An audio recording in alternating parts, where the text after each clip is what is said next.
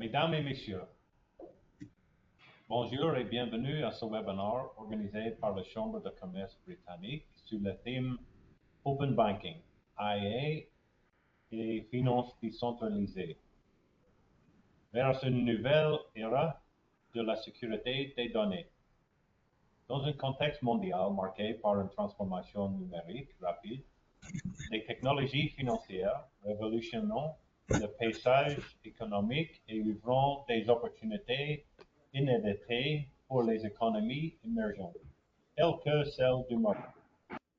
L'open banking, l'intelligence artificielle et la finance décentralisée constituent des piliers de cette révolution technologique, promettant une inclusion financière accrue, une personnalisation innovante des services financiers et une optimisation remarquable des transactions.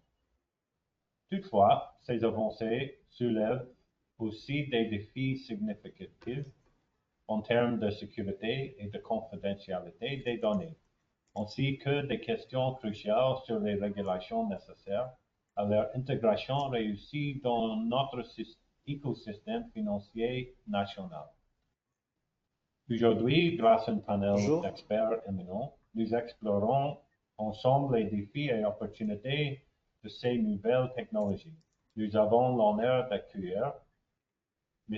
Abdelillah Harad, responsable de la surveillance des plateformes et opérateurs des services financiers digitaux à Banque Al-Maghrib. M. Mustafa Nali, directeur exécutif du Morocco FinTech Center. Madame Huda Bukar, responsable Data Group chez Bank of Africa, et M. Badr Belaj, cofondateur et CTO de MChain. Je tiens à remercier chaleureusement nos intervenants pour avoir accepté notre invitation. Avant de passer la parole à notre modérateur, M. Benoît Landry, qui guidera la suite de ce débat, je tiens à remercier tous nos partenaires pour leur soutien inestimable et leur engagement. OCP, Bank of Africa, Africa Gaz, Africa, La Profane, TACA, Crédit Agricole de Maroc, CIH Bank, les eaux minérales d'Oun, SMIA, ANP, Consumer, Atlanta Assurance, ONIM, BISC, Hallmarcom et McDonald's. Je vous souhaite à toutes et à tous un bon webinaire. Merci Steven Orr, président de la Bridgecham. Bonsoir à tous et bienvenue pour ce nouveau webinaire consacré donc à l'open banking, l'intelligence artificielle et la finance décentralisée vers une nouvelle ère de la sécurité des données. C'est ce que nous allons voir ce soir avec nos intervenants. Ils sont 4, vous les voyez sans doute, en tout cas la majorité. Monsieur Abdelillah Harad, bonjour, vous m'entendez? Responsable de la surveillance on vous entend, oui. Des services financiers digitaux au sein de Banque Al-Maghrib. Bonjour Mustafa Lali. Bonjour. Merci d'avoir accepté notre invitation ce soir. Mustafa Lali, qui est donc directeur exécutif du Morocco FinTech Center. Abdelillah Harad, donc, que j'ai présenté. Bonjour à lui également. Bonjour. Je ne sais pas si vous m'entendez. Je crois qu'on voit également Badr Belaj, donc, qui est cofondateur et CTO de MChain. Bonsoir, merci d'avoir accepté notre invitation. Merci pour l'invitation. Et puis nous avons également Madame Huda Bukar qui sera en audio avec nous, qui est responsable Data Group au sein de Bank of Africa. Pour dresser quelques grandes lignes et quelques chiffres au niveau de ce webinaire, 240 milliards de dollars, c'est la valorisation que pourrait poser l'open banking au niveau mondial d'ici 2030. On parle d'une croissance annuelle aujourd'hui de 25%.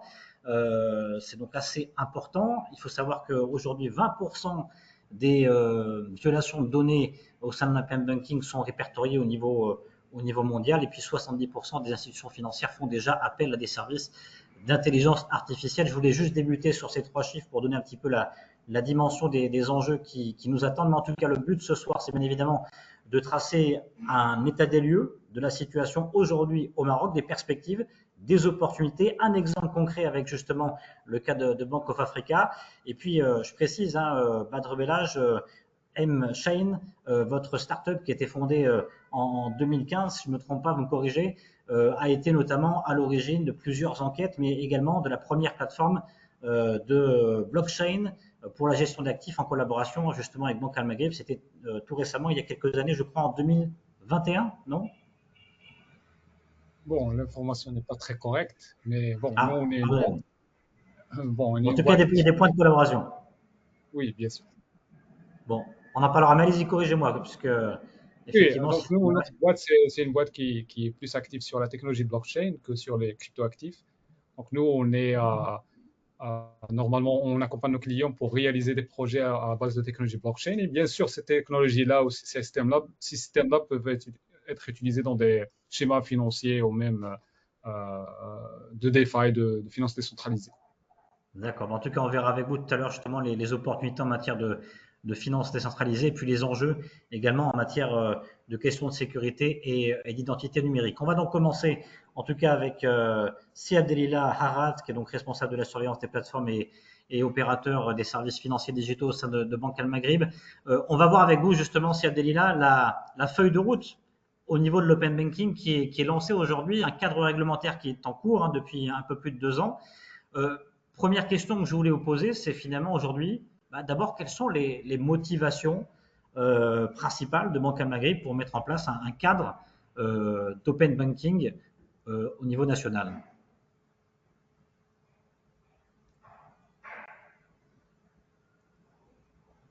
Bonjour à toutes et à tous. Vous m'entendez? On vous entend effectivement. Super, très bien. Alors, d'abord, merci aux organisateurs de m'avoir invité à cet événement. Je suis vraiment très honoré de prendre la parole aujourd'hui pour vous présenter les travaux qui sont menés par Banque Al-Maghrib en tant que régulateur bancaire sur cette thématique d'open banking. C'est un chantier qui est stratégique aujourd'hui pour nous et qui vise à structurer un cadre adapté à notre contexte national, tout en tirant profit des meilleures pratiques internationales. J'ai préparé pour vous en fait cette présentation. Ça va servir de fil conducteur et ça me permettrait, Benoît, de répondre justement à cette question des motivations dans les tout premiers slides. Donc, ce que je propose, c'est de parcourir en fait cette présentation et pour bien cadrer notre sujet, on va commencer tout d'abord par clarifier les deux notions clés, l'open finance et l'open banking. Ouais, c'est important parce qu'effectivement, des fois, il y a de la confusion sur ce sujet-là. Voilà, tout à fait. Alors, en fait, avant de rentrer peut-être dans le vif de ce sujet, le fil conducteur de cette présentation va être articulé autour de la différenciation entre l'open finance et l'open banking. Puis, on exposera la vision stratégique de Banque Al-Maghrib, les normes internationales de référence, quelques approches réglementaires dans d'autres juridictions, la situation actuelle au Maroc et enfin le projet d'encadrement de l'open banking qui est en cours. Le slide suivant, s'il vous plaît. Alors, sur cette partie, on va commencer tout d'abord par l'open finance. C'est un concept qui aujourd'hui élargit le champ d'ouverture des données au-delà du secteur bancaire. Et quand on parle de l'open finance, ça concerne non seulement les données bancaires, mais aussi celles liées aux assurances, à l'épargne et au marché de capitaux. Il s'agit donc pour les banques, mais également pour d'autres institutions financières, de permettre à des développeurs externes d'accéder de manière sécurisée, contrôlée et informatisée au système d'information et aux données de la clientèle. L'objectif est de faciliter l'expérimentation de nouveaux services financiers en soutenant l'innovation et en répondant aux nouveaux usages numériques. L'open finance repose aujourd'hui sur une logique d'interconnexion globale des services financiers et constitue un levier structurant pour construire un écosystème intégré. Au stade où l'on est aujourd'hui, un focus tout particulier est mis sur l'open banking qui consiste à permettre, avec le consentement du client, le partage sécurisé de ses données bancaires avec des tiers, principalement bien entendu des fintech, à travers des API standardisés. Et ce partage de données permet des services innovants comme, à titre d'exemple, l'agrégation de comptes, l'initiation du paiement, tout en renforçant bien entendu la transparence et la compétitivité du marché. Le slide suivant sur l'open banking. Slide suivant, s'il vous plaît. Celui d'après. L'open banking, tel que ça a été défini en tant que concept par le comité de Bâle, consiste à partager et exploiter les données des clients avec des développeurs et des entreprises tierces. Cela permet de créer des services à forte valeur ajoutée, comme ce qu'on avait vu tout à l'heure, des applications de paiement instantané, la transparence accrue sur les comptes clients, l'utilisation des outils de marketing personnalisé ou de vente croisée, etc. Et ce modèle repose sur l'adoption généralisée de protocoles standardisés et de lignes directrices communes, ce qui permettrait de réduire le coût du partage de données, offrir une option plus sûre et plus stable que les pratiques actuelles, favoriser l'émergence de nouveaux modèles économiques, renforcer l'interopérabilité entre les acteurs du système financier, améliorer l'accessibilité aux services bancaires pour les usagers, offrir une plus grande fiabilité et sécurité dans le partage et le traitement des données, et enfin stimuler la concurrence en facilitant l'émergence de nouveaux entrants et de nouveaux modèles économiques. Bien entendu, ces bénéfices et sont majeurs expliquent pourquoi Banque El Maghrib a fait de l'open banking un axe stratégique de sa transformation digitale. Sur le slide suivant, où on met l'open banking en tant qu'axe stratégique de Banque El Maghrib,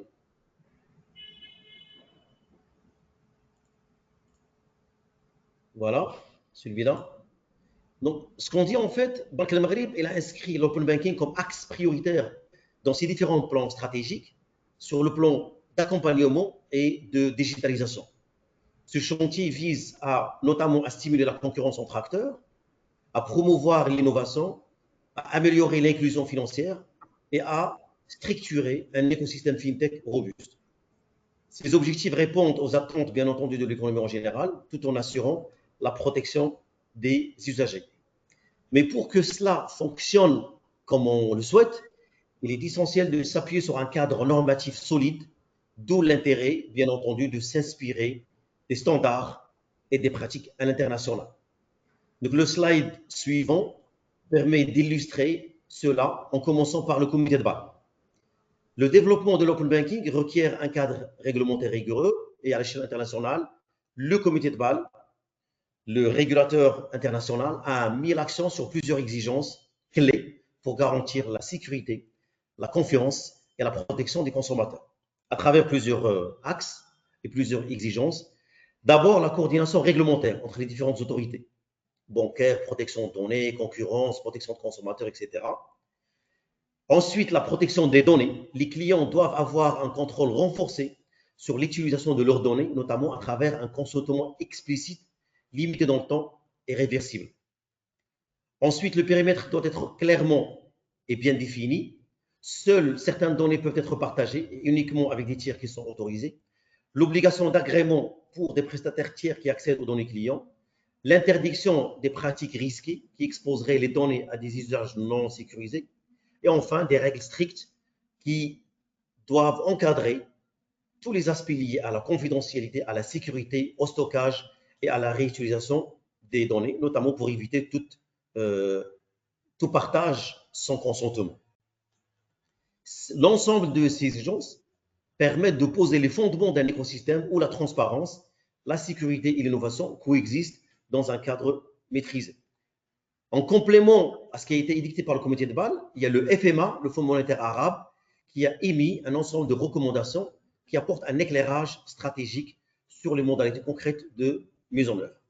Et c'est l'objet en fait du slide suivant, où le FMA parle en fait des lignes directrices spécifiques à la région MENA, qui visent à faciliter une mise en œuvre progressive, contextualisée et inclusive de l'open banking. Donc on va passer au slide suivant. Allez-y, hein, je vous ai coupé, excusez-moi, Abdelilard. Il n'y a pas de souci. Alors en fait, je disais, ces recommandations s'articulent autour de 3 principes clés. Encourager la collaboration entre les acteurs de l'écosystème, banques, fintech, autorités de régulation, infrastructures, etc., pour co-construire le modèle qu'il faut pour assurer la pertinence et la viabilité du monde. Ensuite, favoriser la contribution des entités réglementées en mettant en place des mécanismes qui inciteraient en fait leur engagement actif. Et puis le troisième principe, c'est l'adoption d'une approche progressive en partant des cas d'usage concrets et bien identifiés. Il ne s'agit pas, bien entendu, d'imposer une architecture complète dès le départ, mais d'avancer de manière ciblée et pragmatique en testant les dispositifs construits avant leur généralisation.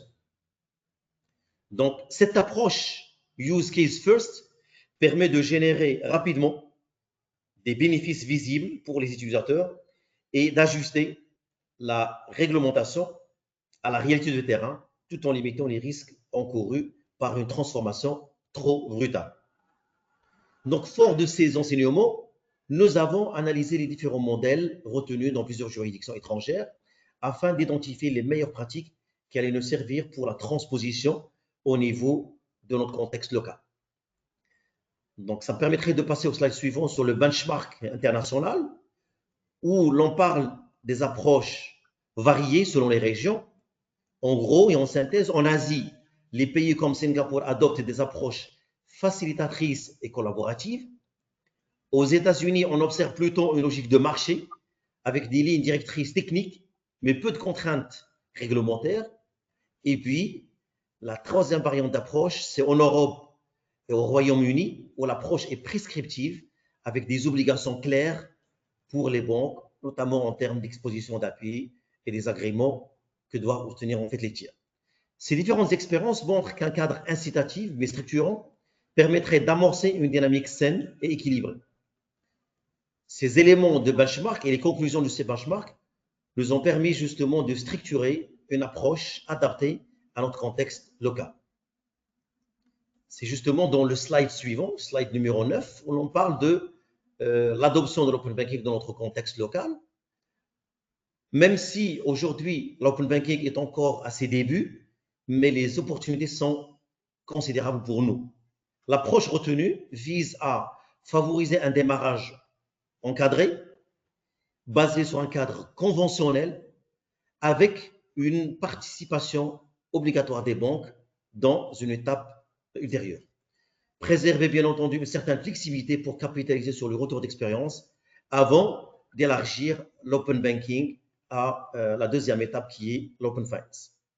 Banque El Maghreb, en tant que régulateur bancaire, en tant que banque centrale, jouera bien entendu un rôle structurant pour éviter toute fragmentation du marché et garantir un déploiement ordonné. Ces différentes orientations ont été traduites dans un projet structuré dont je vais présenter brièvement vraiment les grandes lignes. C'est l'objet du slide suivant où l'on parle d'un projet d'encadrement de l'open banking autour de deux phases. La phase 1, c'est d'abord la mise en place du cadre d'open banking. Cela impliquerait Banque El Maghreb, les différentes banques de la place et les fintechs. Et cette phase bénéficie de l'appui technique de la Banque mondiale. Donc là, par rapport à ce projet, en termes de réalisation, on s'appuie sur l'assistance technique qui nous sera fournie par des experts de la Banque mondiale. Et dans une deuxième phase, ça va être l'extension au grand projet de l'Open Finance, avec l'implication, bien entendu, du Moroccan FinTech Center, des différents régulateurs, la MMC, la CAPS et les autres acteurs de l'écosystème financier. Pour revenir en fait au premier projet de l'Open Banking, avec l'assistance technique de la Banque mondiale, on est en train de choisir en ce moment le cabinet spécialisé qui va nous accompagner pour la réalisation de ce projet. Selon notre planning, le cabinet sera mobilisé fin 2025 de cette année pour nous appuyer sur la réalisation opérationnelle, sur la base bien entendu d'une feuille de route qui va être clairement définie par rapport au choix des cas d'utilisation du use case prioritaire, des normes de l'API, du cadre de gouvernance, cadre de suivi, etc. Donc l'open banking aujourd'hui c'est un levier structurant pour renforcer l'inclusion, l'innovation et la compétitivité. Nous en sommes conscients. Et nous sommes aussi conscients que sa réussite reposera sur une véritable coordination entre les différents régulateurs, les banques, les fintechs, le Moroccan FinTech Center et les différents intervenants de l'écosystème. Sur le slide 11, le slide suivant, je reprends juste l'enquête qui a été menée au deuxième trimestre de 2023 par la SIFI, la Société financière internationale, dans ce cadre-là. Et cette enquête a permis de dresser un état des lieux du niveau de préparation du marché marocain face à cette évolution structurante. C'est une étude qui a concerné plusieurs acteurs, les banques, les établissements de paiement, les fintechs, les prestataires de services, etc. Et ces principales conclusions ressortaient en fait autour de trois enseignements clés. Une convergence positive des perceptions la majorité considère que l'open banking va servir de levier d'innovation et un catalyseur de la transformation digitale. Le rôle clé d'un cadre favorable pour les fintechs, les entreprises technologiques de la finance expriment aujourd'hui une forte attente. Elles considèrent qu'un cadre structurant et incitatif serait déterminant pour leur croissance et leur intégration dans le paysage financier national. Et puis le dernier point, c'est un consensus sur la nécessité d'une réglementation et d'un cadre réglementaire clair, sécurisé et adapté. Dans le slide suivant, je reprends juste les principaux axes du projet d'encadrement réglementaire qui s'articulent autour de l'analyse du cadre juridique et réglementaire existant, la définition du rôle du superviseur, que ce soit Banque Maghreb sur la partie bancaire, la CAF sur la partie assurance, l'AMMC sur la partie marché de capitaux et la CNDP sur tout ce qui relève de la protection des données à caractère personnel.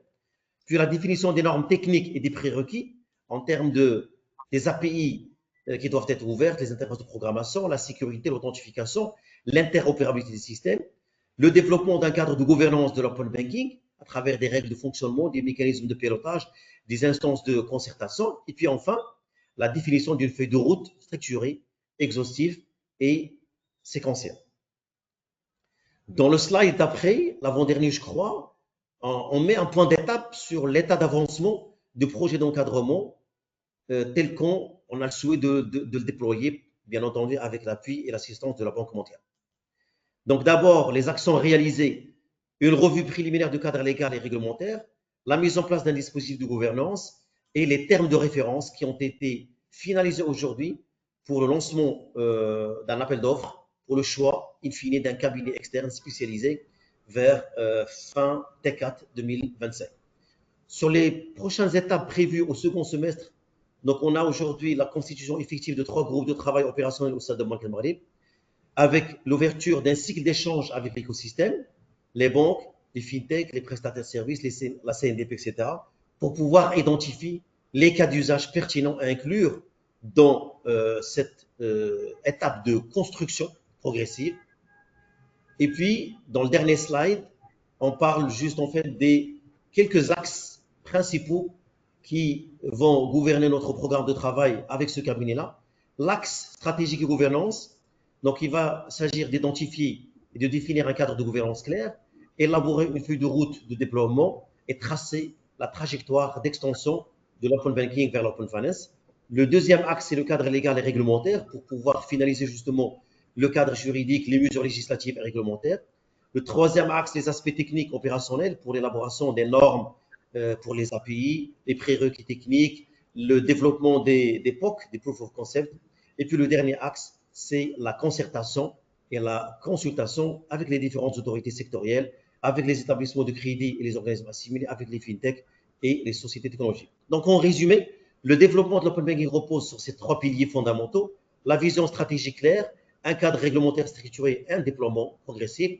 Banque Maghreb s'inscrit pleinement dans cette dynamique en assurant un pilotage rigoureux de ce chantier avec l'assistance, bien entendu, de la Banque mondiale, tout en favorisant une co-construction avec les différentes parties prenantes. J'espère ne pas avoir été long. Je vous remercie pour votre attention et je reste à votre disposition pour tout complément au échange. Non, c'est parfait. Merci beaucoup, Abdelila Arat, concis et justement très clair et précis. On voit clairement où on en est justement auprès de l'open banking au sein de Banque Al-Maghreb et on aura l'occasion d'y revenir tout à l'heure dans la séance des questions-réponses. Bien évidemment, vous restez avec nous. On va faire un point à présent sur justement le développement de l'écosystème FinTech. Où en est-on? Quelles sont les perspectives de développement? Avec nous, Mustapha Lahalali. Bonjour. Alors, je crois que votre micro est désactivé. Donc, je rappelle que vous êtes donc directeur, voilà, il est activé, directeur exécutif du Morocco FinTech Center. Comment allez-vous? Très bien, merci et vous? Ça va, merci. Donc, on va passer en revue un petit peu les opportunités. On va dresser un cadre, un portrait un petit peu de l'état des lieux des FinTech aujourd'hui, de l'écosystème FinTech aujourd'hui. Et puis, on verra justement quel est le rôle que joue le Morocco FinTech Center. Sur justement l'état des lieux, quelle est votre vision aujourd'hui sur l'évolution de cet écosystème et quels sont les principaux défis pour justement accélérer son développement? Moi, je tiens tout d'abord à à vous remercier pour l'invitation et je suis ravi d'être parmi vous dans ce débat qui est fort intéressant. Ce Harat vient de Plaisir nous partagé. présenter. Vous arrivez à m'entendre? Oui, on vous entend. Oui. Ah, très bien. Avant de répondre à votre question, permettez-moi juste de présenter brièvement le Morocco FinTech Center, particulièrement pour les auditeurs et auditrices qui Bien sûr. viennent d'entendre parler de notre structure pour la première fois et surtout pour les gens qui n'ont pas assez d'informations sur nos objectifs, sur nos missions et sur nos ambitions. Le Morocco FinTech Center est une association qui a pour principale mission d'accompagner les fintechs et les porteurs de projets dans le secteur de la finance. Elle a été créée le 15 janvier, exactement le 15 janvier 2025, avec pour mission principale de stimuler le développement des technologies financières et contribuer à l'émergence d'une industrie fintech forte et également à portée régionale, voire continentale. Plusieurs acteurs de l'écosystème fintech figurent dans le tour de table du Morocco FinTech Center. Nous avons 2 autorités gouvernementales, 2 ministères exactement. Nous avons les 3 régulateurs du secteur financier qui sont la CAPS, la MMC et Banque Maghreb. Nous avons des institutions publiques, des banques, des institutions privées et également des institutions qui relèvent du secteur académique. En somme, 15 membres fondateurs ont été derrière la création du Morocco FinTech Center qui reste bien évidemment ouvert pour examiner l'adhésion de nouveaux membres si le besoin se fait sentir ou là s'il y a des expressions ou des demandes dans ce sens, bien entendu, des membres qui peuvent contribuer à son action et à son rayonnement à l'échelle, qu'elle soit nationale ou internationale. Maintenant, pour répondre à votre question, je peux vous dire que le Maroc connaît une dynamique croissante dans le domaine de la finance digitale d'une manière générale. Elle est portée par des réformes réglementaires successives, mais également par des initiatives publiques. Donc, on entend parler de la stratégie nationale Maroc Digital 2030, par exemple, et également par l'émergence, on l'avait vu ces dernières années, de plusieurs startups et fintech. Il y a lieu de préciser quand même que plusieurs études ont été réalisées ces 2 dernières années. On en a parlé à plusieurs occasions et qui avaient pour objectif de dresser un état des lieux du secteur des fintech au Maroc et d'identifier les principaux défis ou pain points, si vous voulez, et également d'émettre des recommandations. Ces études ont vu la participation des régulateurs, du ministère de l'économie et des finances, du ministère de la transition numérique et pas mal d'acteurs qui sont actifs dans le domaine des fintechs, que ce soit des incubateurs, des accélérateurs, encore des institutions en charge de l'accompagnement, de la formation. Et ces études, ils ont porté sur 3 principaux axes, si vous voulez, et qui sont importants dans le développement des fintechs. Il y a d'abord le cadre réglementaire, le cadre réglementaire en termes notamment d'environnement réglementaire, de cadre opérationnel, de collaboration avec les fintechs, de rôle des fintechs dans les priorités nationales. Il y a également le système de financement en termes d'analyse des cadres existants d'investissement. Il y a également l'écosystème des fintechs en lui-même, qui couvre à la fois le volet gouvernance, le volet développement des talents, par exemple, le volet infrastructure technologique. Le problème, c'est que malgré le potentiel dont dispose notre pays, savoir le développement de la couverture Internet. Donc, on parle, en fait, les chiffres de la NRT et l'avance des elles avancent une couverture très, très importante. Nous notons également la forte pénétration de la téléphonie mobile. Nous avons un secteur de l'outsourcing qui est assez développé. Nous avons des programmes de digitalisation qu'on voit émerger de partout.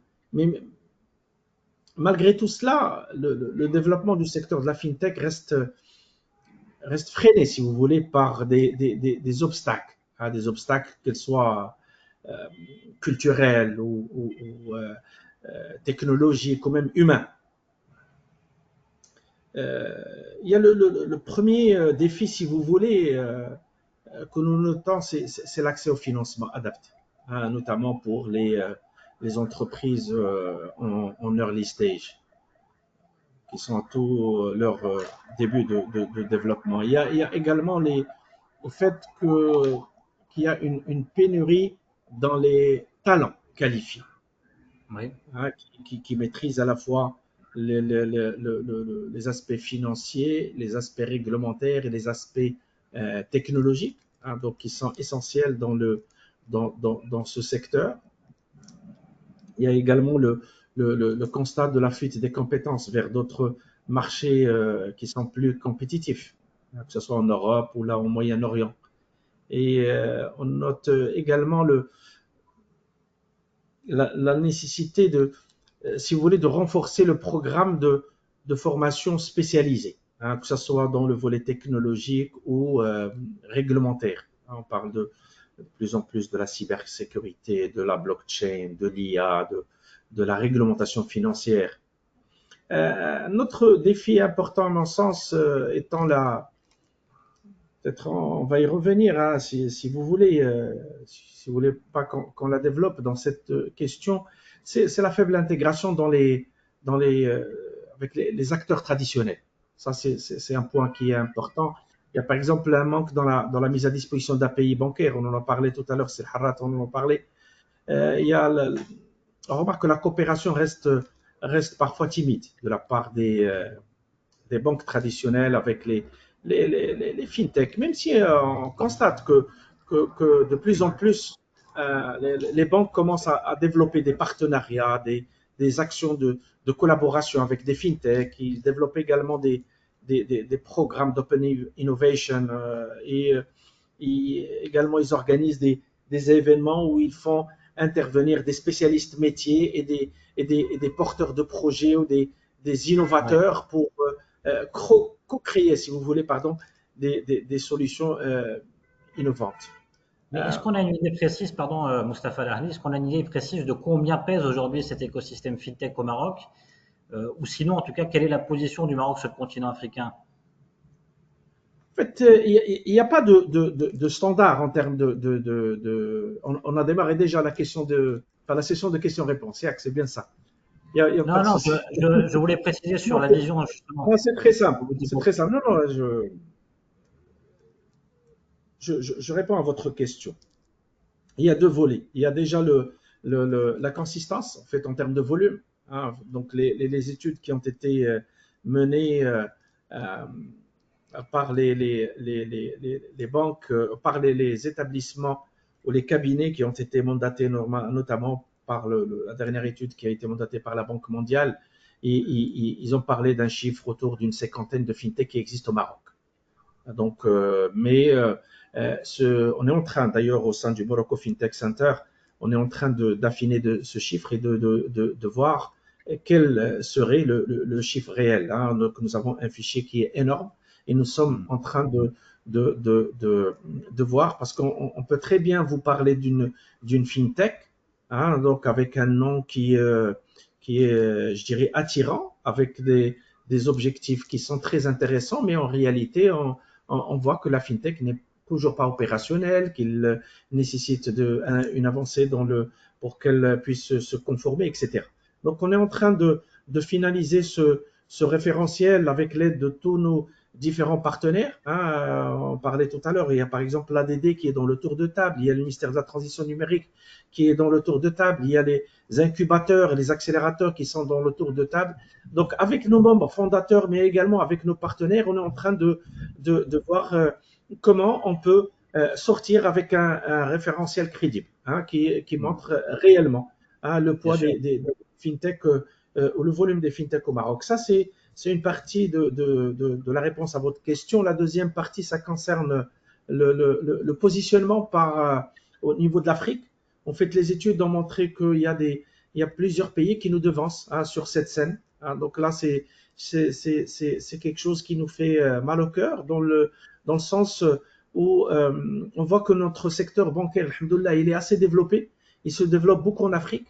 Mais par contre, le secteur de la fintech ne suit pas cette vitesse de développement. Je fais référence par exemple à des pays comme l'Afrique du Sud, comme l'Égypte, comme le Nigeria, comme le Kenya, comme le Ghana, qui ont fait des avancées sur ce secteur. Il faut dire que la réglementation n'est pas la même, les conditions n'est pas la même, etc. Il y a des conditions qu'il faudrait prendre en compte. Hein. Il y a pour certains pays africains, en l'occurrence, il y a certains facteurs qui ont fait que les solutions de paiement ou les solutions fintech d'une manière générale devaient être améliorées, en tout cas mises en production. Ils avaient les conditions pour.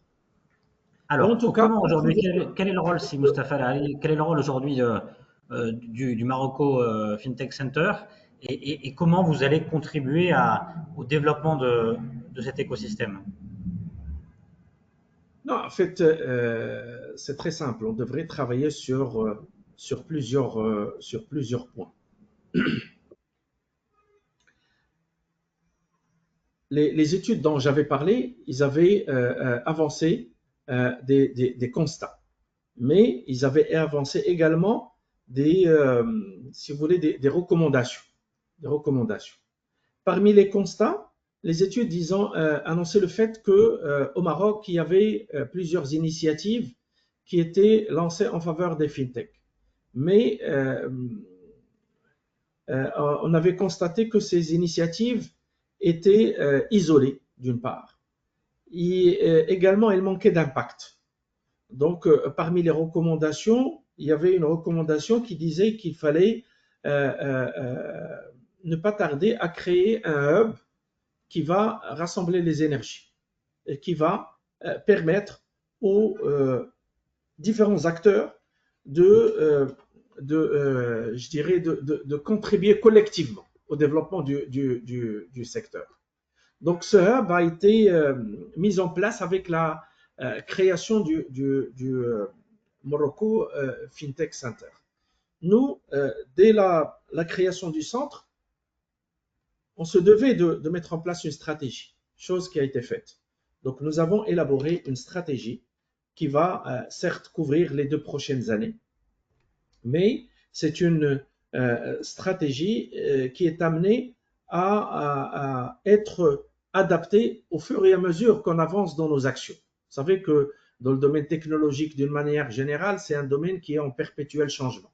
Donc, on se doit de suivre l'évolution de notre écosystème, l'évolution technologique, l'évolution de la réglementation.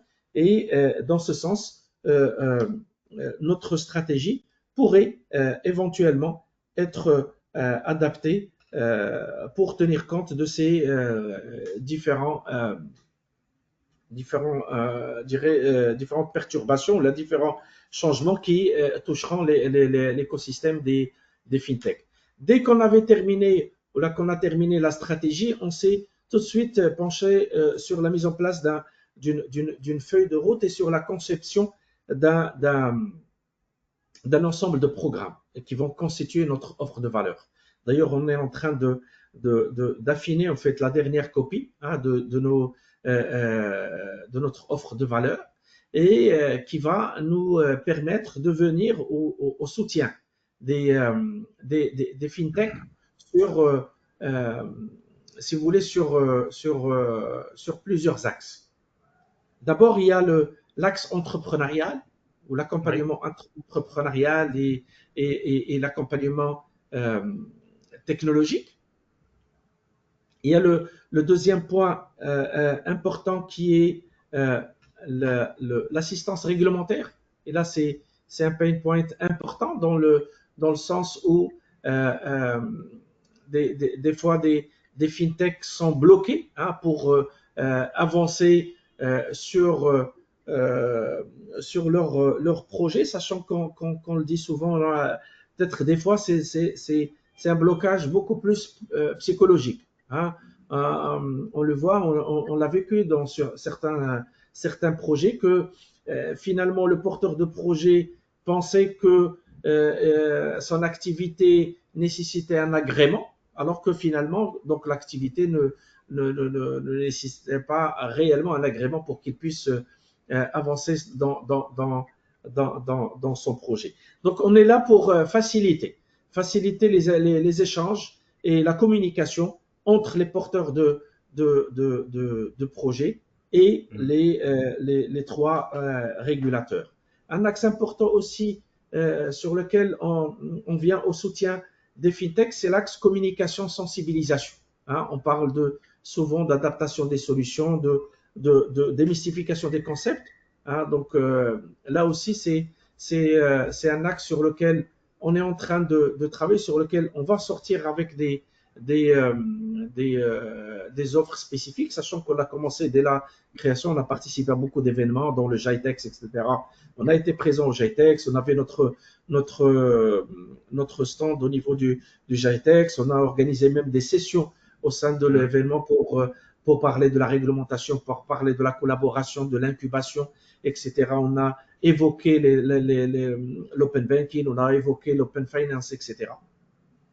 Un dernier axe qui est non de moindre importance, qui est celui de la formation et du développement des talents. Donc là aussi, on est en train de collaborer avec des institutions de formation pour préparer des certificats, des formations spécifiques dédiées au secteur de la fintech. D'ailleurs, il y a même des institutions qui vont, Inch'Allah, lancer des formations dès la prochaine rentrée universitaire.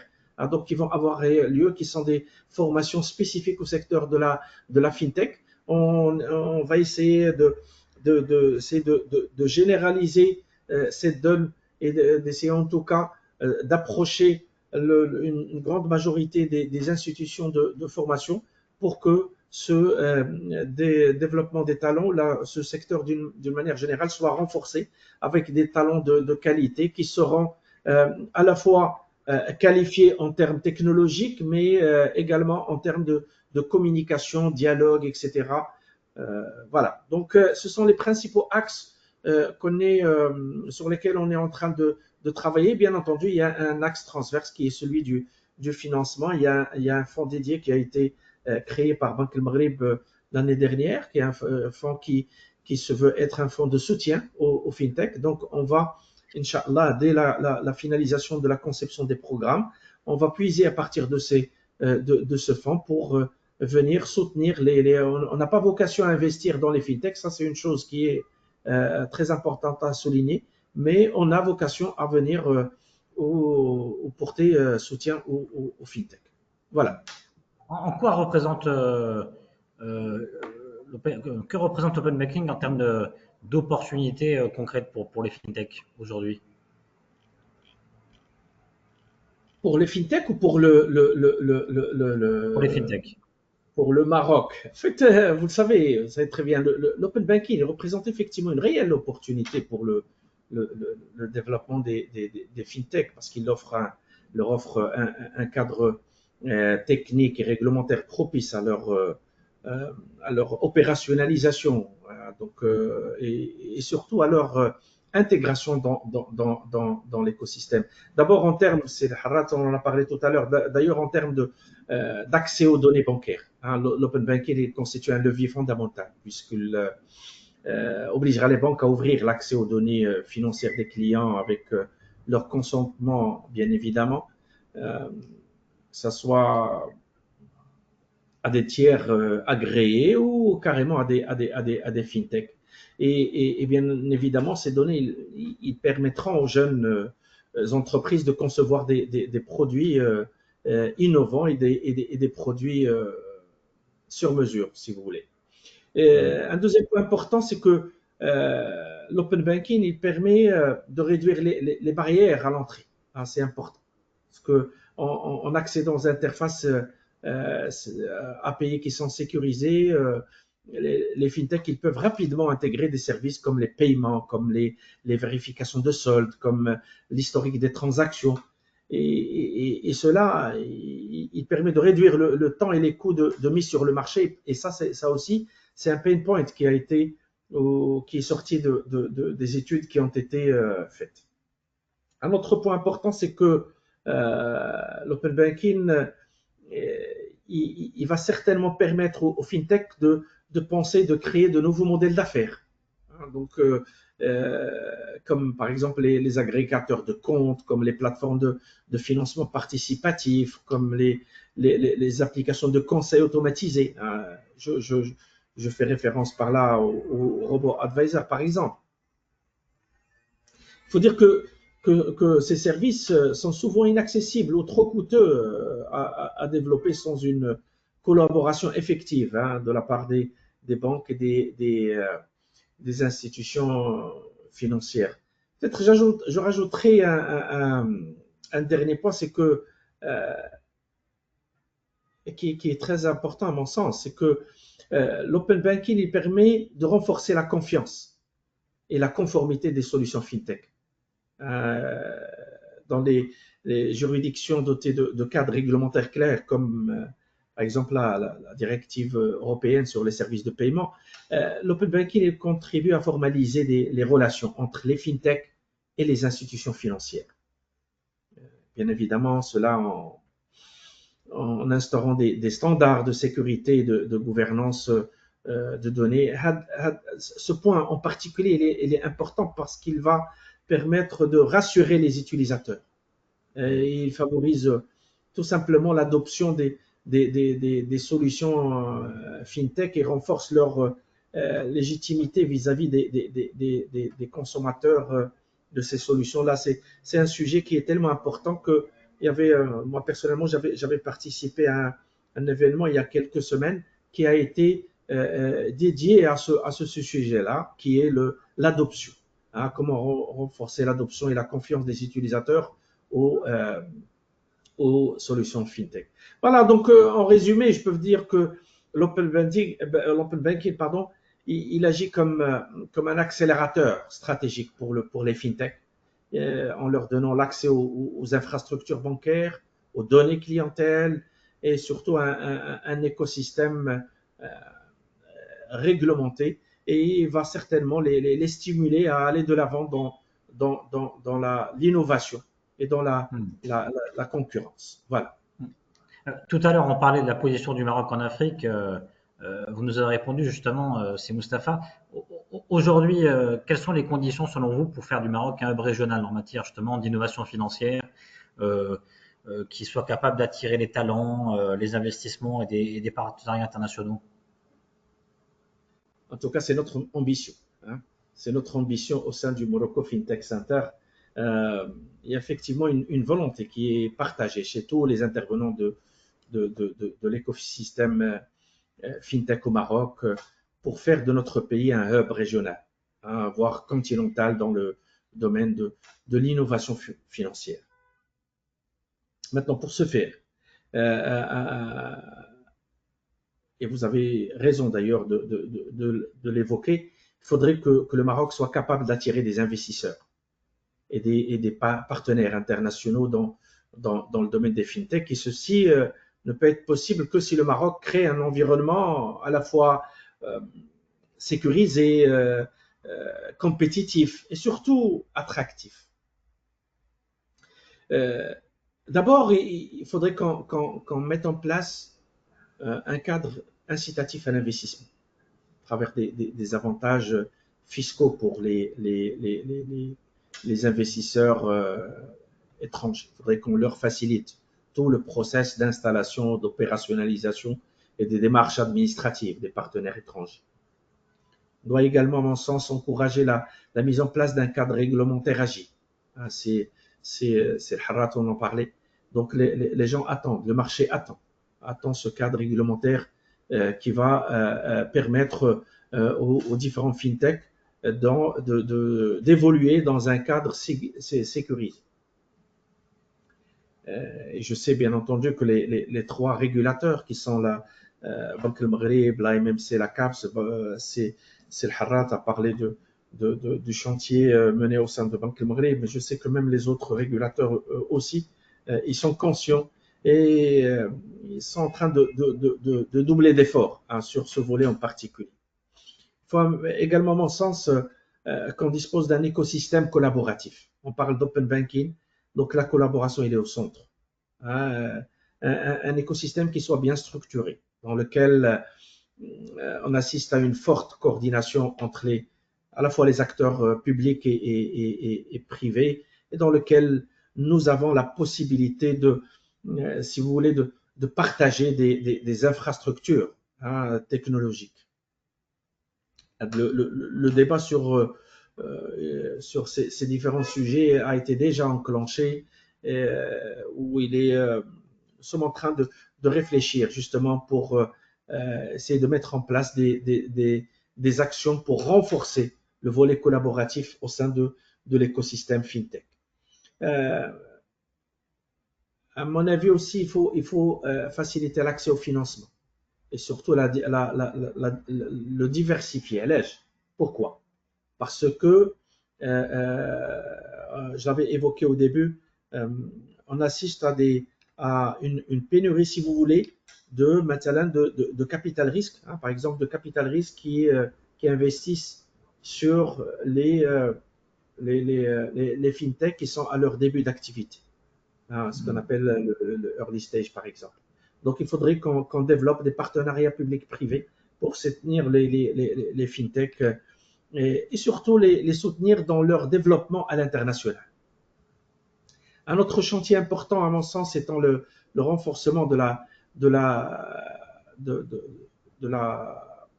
fintech marocaine, de la visibilité de la fintech marocaine, de sa visibilité au Maroc et au-delà du Maroc. Là aussi, il faudrait qu'on mette en place si vous voulez, un branding clair et qui positionne le Maroc comme étant un hub d'entrée ou une porte d'entrée pour l'Afrique. Ça, c'est un point qui est important. Il y a l'organisation d'événements, etc. On a vu ça avec le GITEX, avec d'autres UVA il y a quelques jours, etc. Le Maroc essaie d'être présent, en tout cas dans les différentes structures pour faire remarquer et communiquer autour des principaux chantiers qui sont en train d'être menés au sein du Royaume. Un autre levier important étant la mise en évidence des success stories locales. C'est important. Il faudrait qu'on les mette en lumière et aussi il faudrait qu'on favorise l'export de solutions. Voilà donc, en résumé, si vous voulez, le Maroc, il dispose de fondamentaux solides pour devenir un acteur régional de référence dans l'industrie FinTech. Il y a certes des défis qui persistent et qui ralentissent le développement du secteur. On en est conscient. Tous les acteurs de l'écosystème le sont également. Et on est en train de mettre en place ou de concevoir, en tout cas avec l'aide de nos membres et de nos partenaires, les actions qui vont nous permettre de transformer tous ces défis en vrais leviers qui accéléreront le développement du secteur, des leviers qui, si vous voulez, qui contribueront à l'émergence d'une vraie industrie de la FinTech au Maroc et surtout des leviers qui permettront au secteur de la FinTech de rayonner au-delà de nos frontières. Voilà. Merci beaucoup, Mustapha Lahlali. Je rappelle que vous êtes le directeur exécutif du Morocco FinTech Center. On va justement à présent se diriger vers une banque pour voir justement ce qui est fait en matière d'open banking et quelles sont les opportunités en la matière avec Madame Ouda Boukar qui est en ligne avec nous. On vous entend. Rebonjour Madame Ouda Boukar. Oui, rebonjour Benoît. Vous êtes responsable donc Data Group au sein de Bank of Africa. Alors, où en est Bank of Africa dans l'adoption de l'open banking aujourd'hui? Mhm. Alors, bon, d'abord, merci pour l'invitation, merci pour ce tour de table aussi important et intéressant.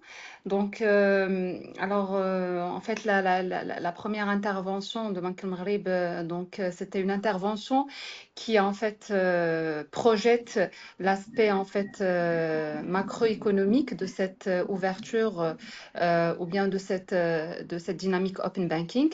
Donc, c'était clair en fait que les enjeux macroéconomiques, ils sont importants et derrière, il faut absolument mettre en place une feuille de route en fait stratégique qui prenne en charge en fait tous les leviers économiques du pays.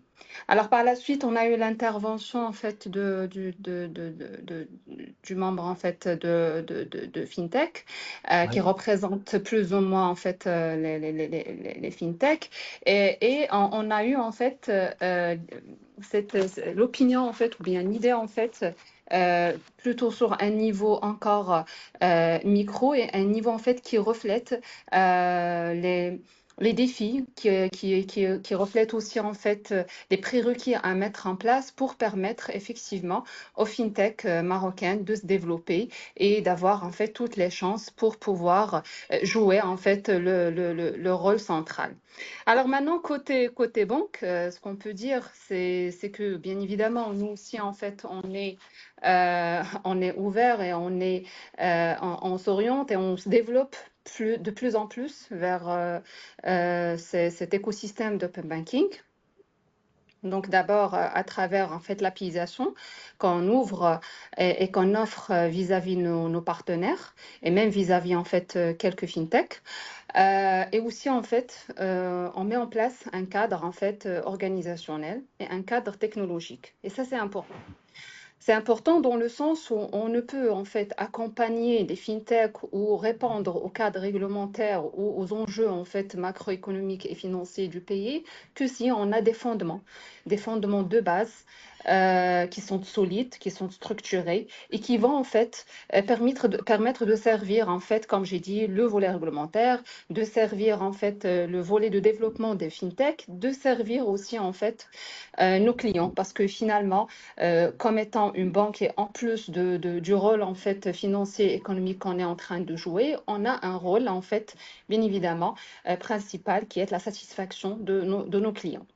Donc, comment en fait on s'organise et comment on met en place en fait le cadre technologique?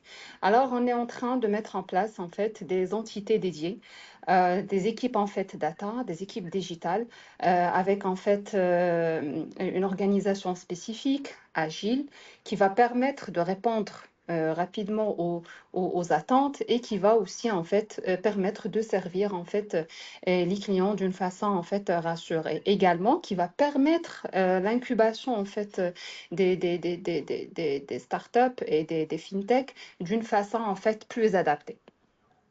Donc ça, c'est par rapport au cadre organisationnel. Sur le volet technologique, on est en train, et ça c'est très important, on est en train de mettre en place des systèmes big data. Donc ces systèmes en fait big data, ou bien cette nouvelle en fait, les nouvelles en fait plateformes data, ils permettent en fait de faciliter l'exposition via des API. Ils permettent aussi de gérer le temps réel instantanément, parce qu'aujourd'hui, si on va se contenter en fait à des traitements en fait batch, à des traitements qui prennent du temps, on va pas pouvoir en fait faire bénéficier finalement en fait les clients des avantages que les fintech ou bien que les use cases qu'on va mettre en place avec les fintech, ils vont pas pouvoir bénéficier de ces avantages. Et en fait, ces plateformes big data, donc en plus du temps réel, en plus en fait des nouvelles technologies qui permettent de structurer et de traiter en fait les données dans un niveau trop fin, ils permettent aussi de gérer tout ce qui est aussi données non structurées.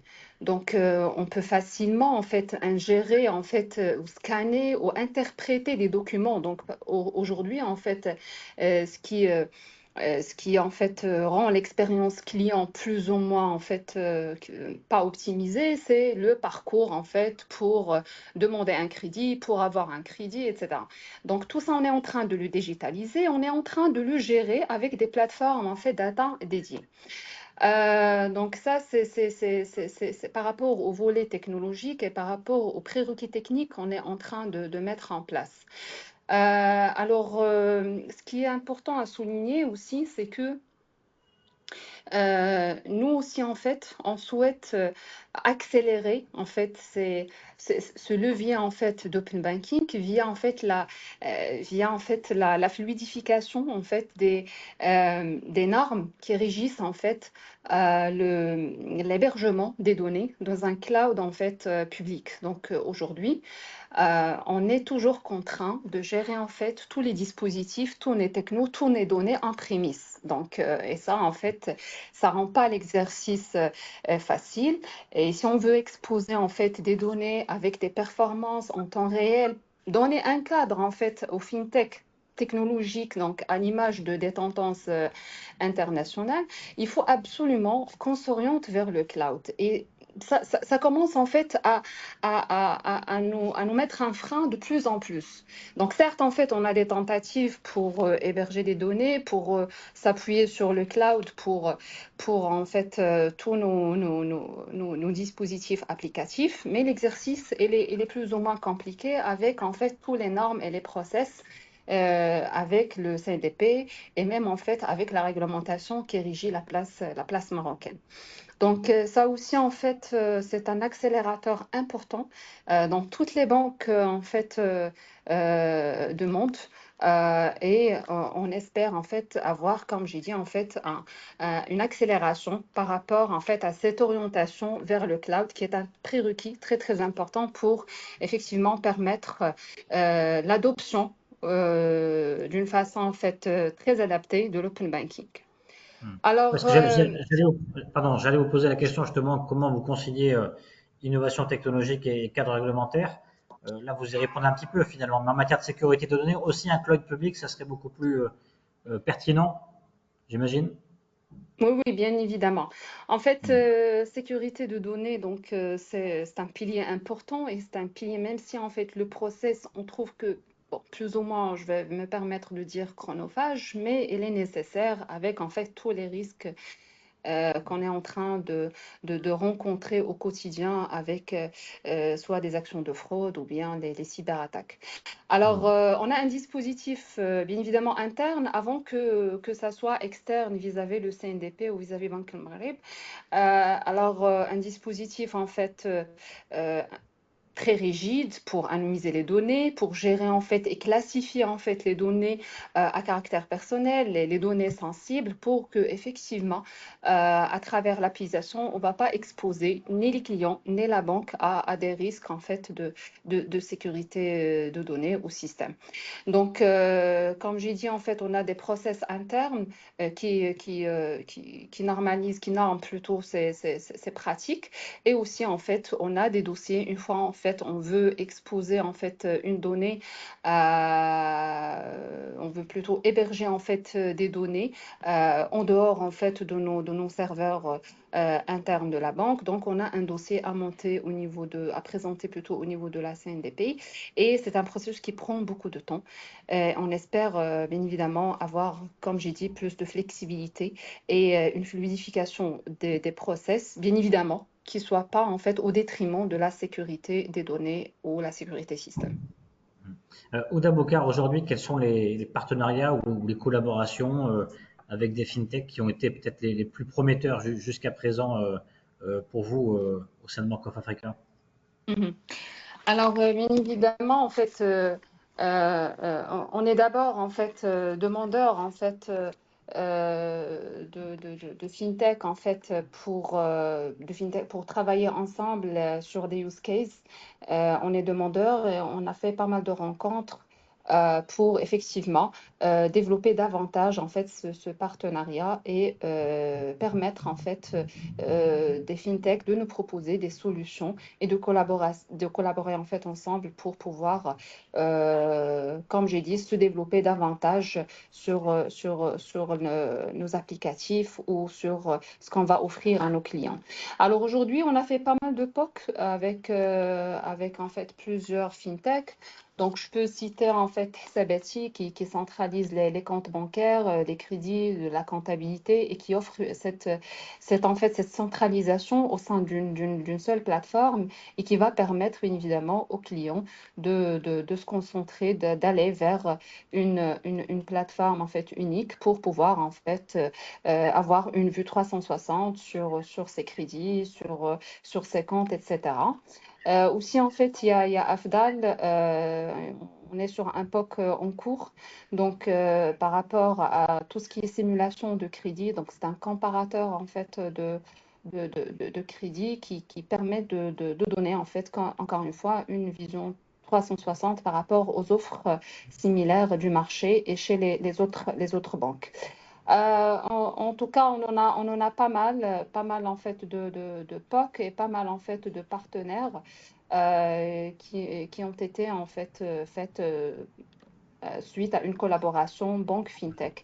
Et comme j'ai dit en fait, on est demandeur en fait de cette collaboration parce que ça va nous permettre ensemble d'avancer et de servir en fait le marché marocain et être en fait à un niveau compétitif très très important à l'échelle nationale, à l'échelle internationale. Par contre, je veux bien en fait revenir sur un point important qui a Oui. été souligné tout à l'heure. Donc en fait, c'est celui en fait de la formation spécialisée. Ça, c'est un élément en fait clé. Donc, en plus, parce que le sujet en fait où, bon, je vais pas dire la problématique, mais on n'arrive pas à trouver en fait des profils à travers, bien évidemment, ces fintechs qui combinent et le volet, la compétence sur le volet technologique et la compétence sur la formation spécialisée en domaine bancaire. Donc, ça aussi, c'est important et c'est quelque chose en fait qui va permettre à nous tous en fait de mettre un produit, de mettre en place un produit qui va répondre aux besoins du client final et qui va bien évidemment trouver en fait une satisfaction de chez tout le monde et qui va, comme ça a été souligné tout à l'heure, faire une success story. Donc ça, c'est un élément clé, c'est un élément fondamental. Donc en plus du cadre en fait réglementaire qu'il faut fluidifier, qu'il faut accélérer, il faut absolument aussi travailler sur ce renforcement de formation spécialisée et bien évidemment avoir en fait des talents qualifiés qui vont mieux en fait servir et leur fintech et le client qui est en fait le partenaire bancaire. Une toute dernière question, IA et Bank of Africa, où en est-on aujourd'hui? Alors, bien évidemment, en fait, on se base sur l'IA et on est en train de se développer pour servir en fait nos clients sur la base de l'IA. Donc aujourd'hui, on utilise l'IA dans plusieurs domaines. Donc je peux citer comme exemple tout ce qui est en fait scoring de churn.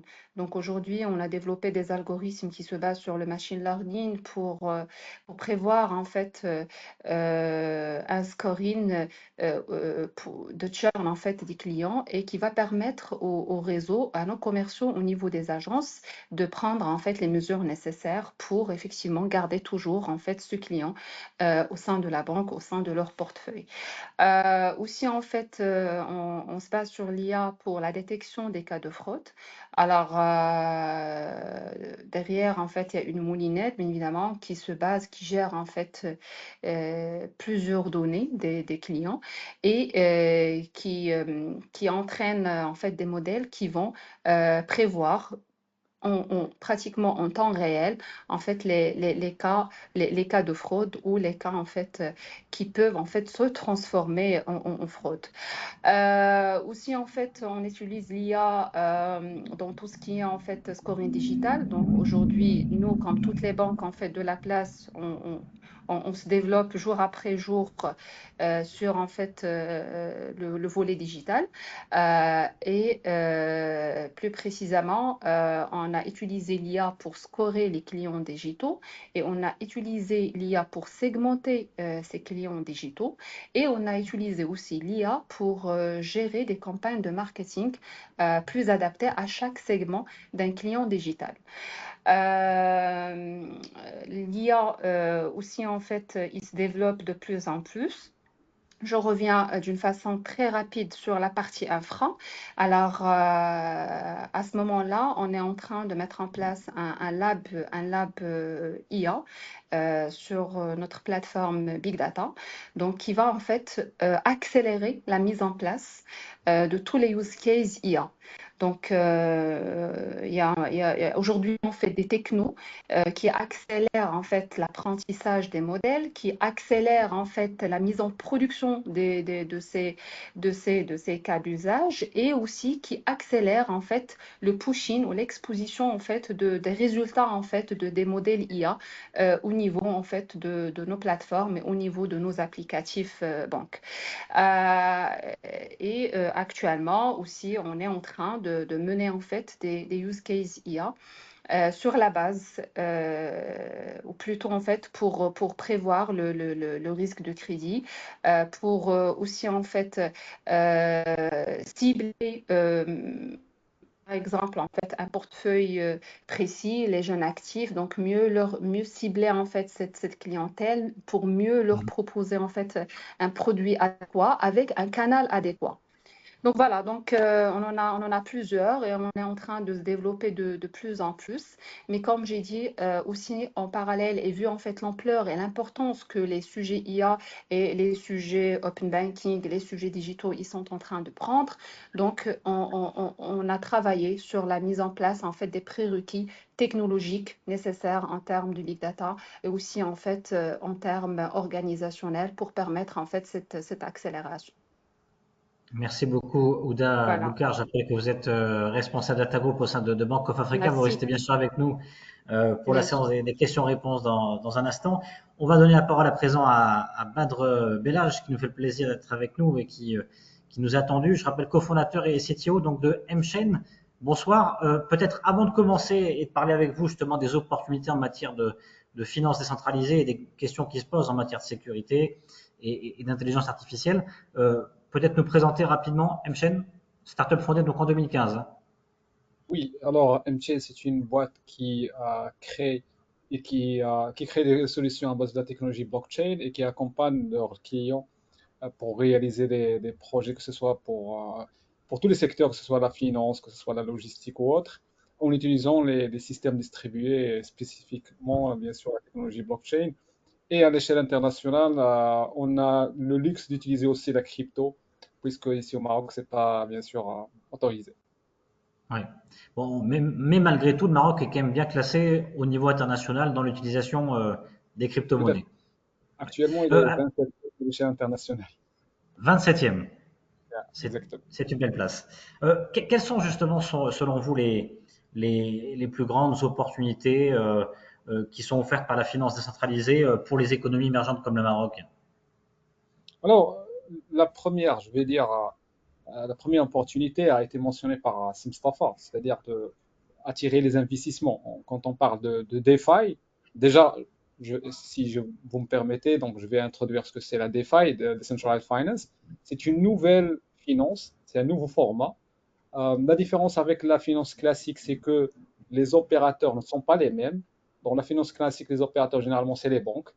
Dans la finance décentralisée, c'est des réseaux à base de technologie blockchain. C'est-à-dire, c'est des schémas collaboratifs. Au lieu d'avoir une banque qui offre le service financier, là, on a des réseaux, des schémas collaboratifs, des gens qui offrent un service à travers la technologie, qui offrent presque le même service financier qui est offert par les banques, à savoir les crédits, l'emprunt, dépôt, etc., etc.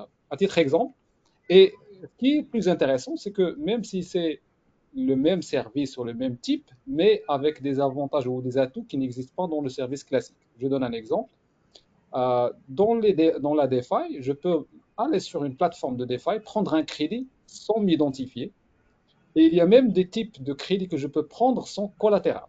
C'est-à-dire, la technologie actuellement a permis des choses qui sont impensables dans le monde classique. Et donc, il y a toute une industrie qui s'est créée autour de cette idée c'est-à-dire de créer des schémas financiers ou des montages financiers semblables à le système classique sans être des banques. Et on a des plateformes actuellement qui pèsent des centaines de milliards de dollars, même, c'est-à-dire la DeFi, la prévision qu'on a, c'est en 2030, on aura un demi-trillion de dollars qui circulent dans ces schémas de DeFi, c'est-à-dire c'est une économie qui pèse. Et si je reviens à votre question, c'est-à-dire l'opportunité, quand on parle d'un secteur, je vais le nommer ainsi, ou une économie même, donc qui pèse demi-trillion de dollars, le Maroc, bien sûr, doit avoir sa part.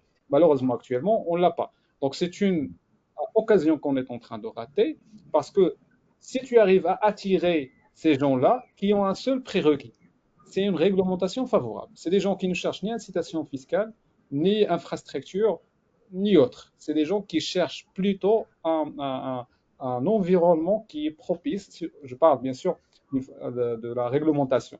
Et ces gens-là qui peuvent bien sûr apporter une proportion de cette industrie, comme l'a fait par exemple les Émirats arabes unis, même la Jordanie récemment, par exemple Singapour ou autres. Il y a pas mal de pays qui sont en course d'essayer d'attirer ces opérateurs internationaux, comme j'ai dit, qui ne demandent qu'une réglementation bien sûr favorable. Ça, c'est la première chose. C'est-à-dire,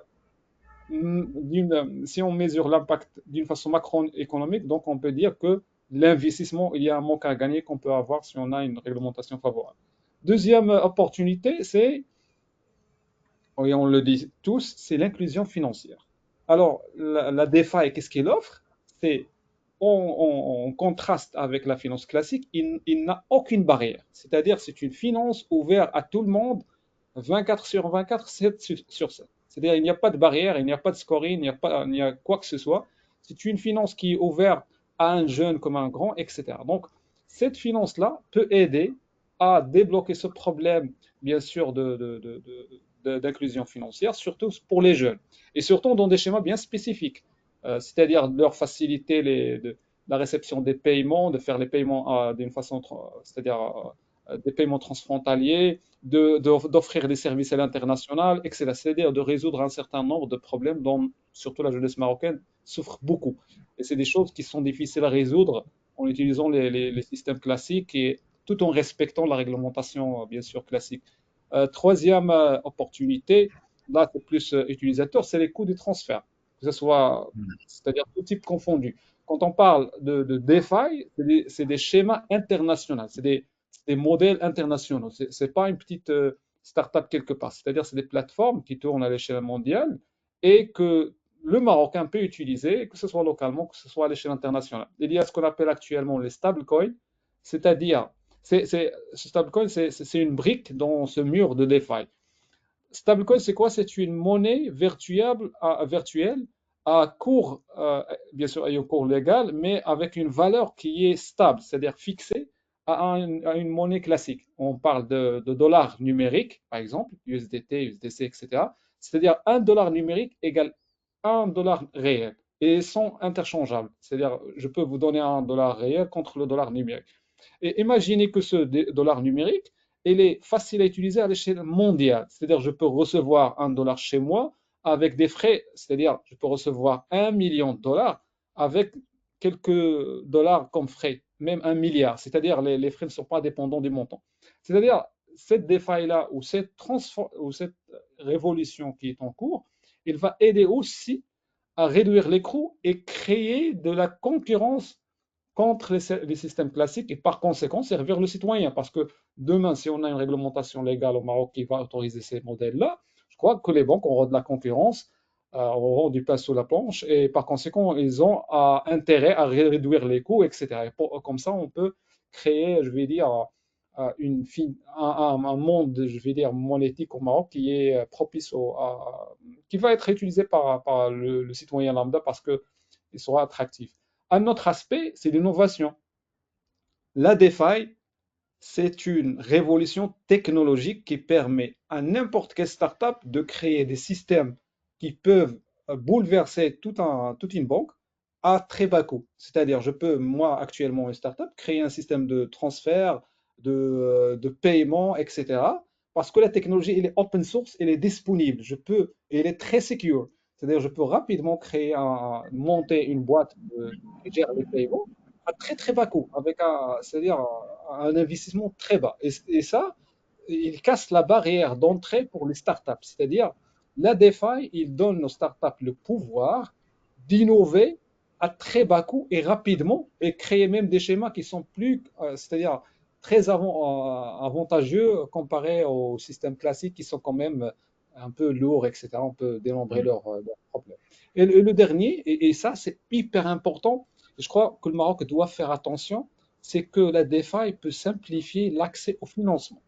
Il y a actuellement un mouvement mondial, ce qu'on appelle la loi militaire, c'est-à-dire c'est une loi qui gère tout ce qui est trade, tout ce qui est commerce international. Et le moteur derrière, in fine, c'est la facilitation du financement pour les moyennes et petites entreprises qui rentrent dans le commerce digital à l'échelle internationale.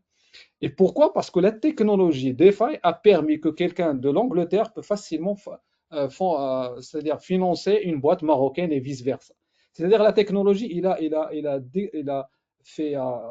a détruit toutes ces barrières, soit technologiques, soit autres, logistiques, etc.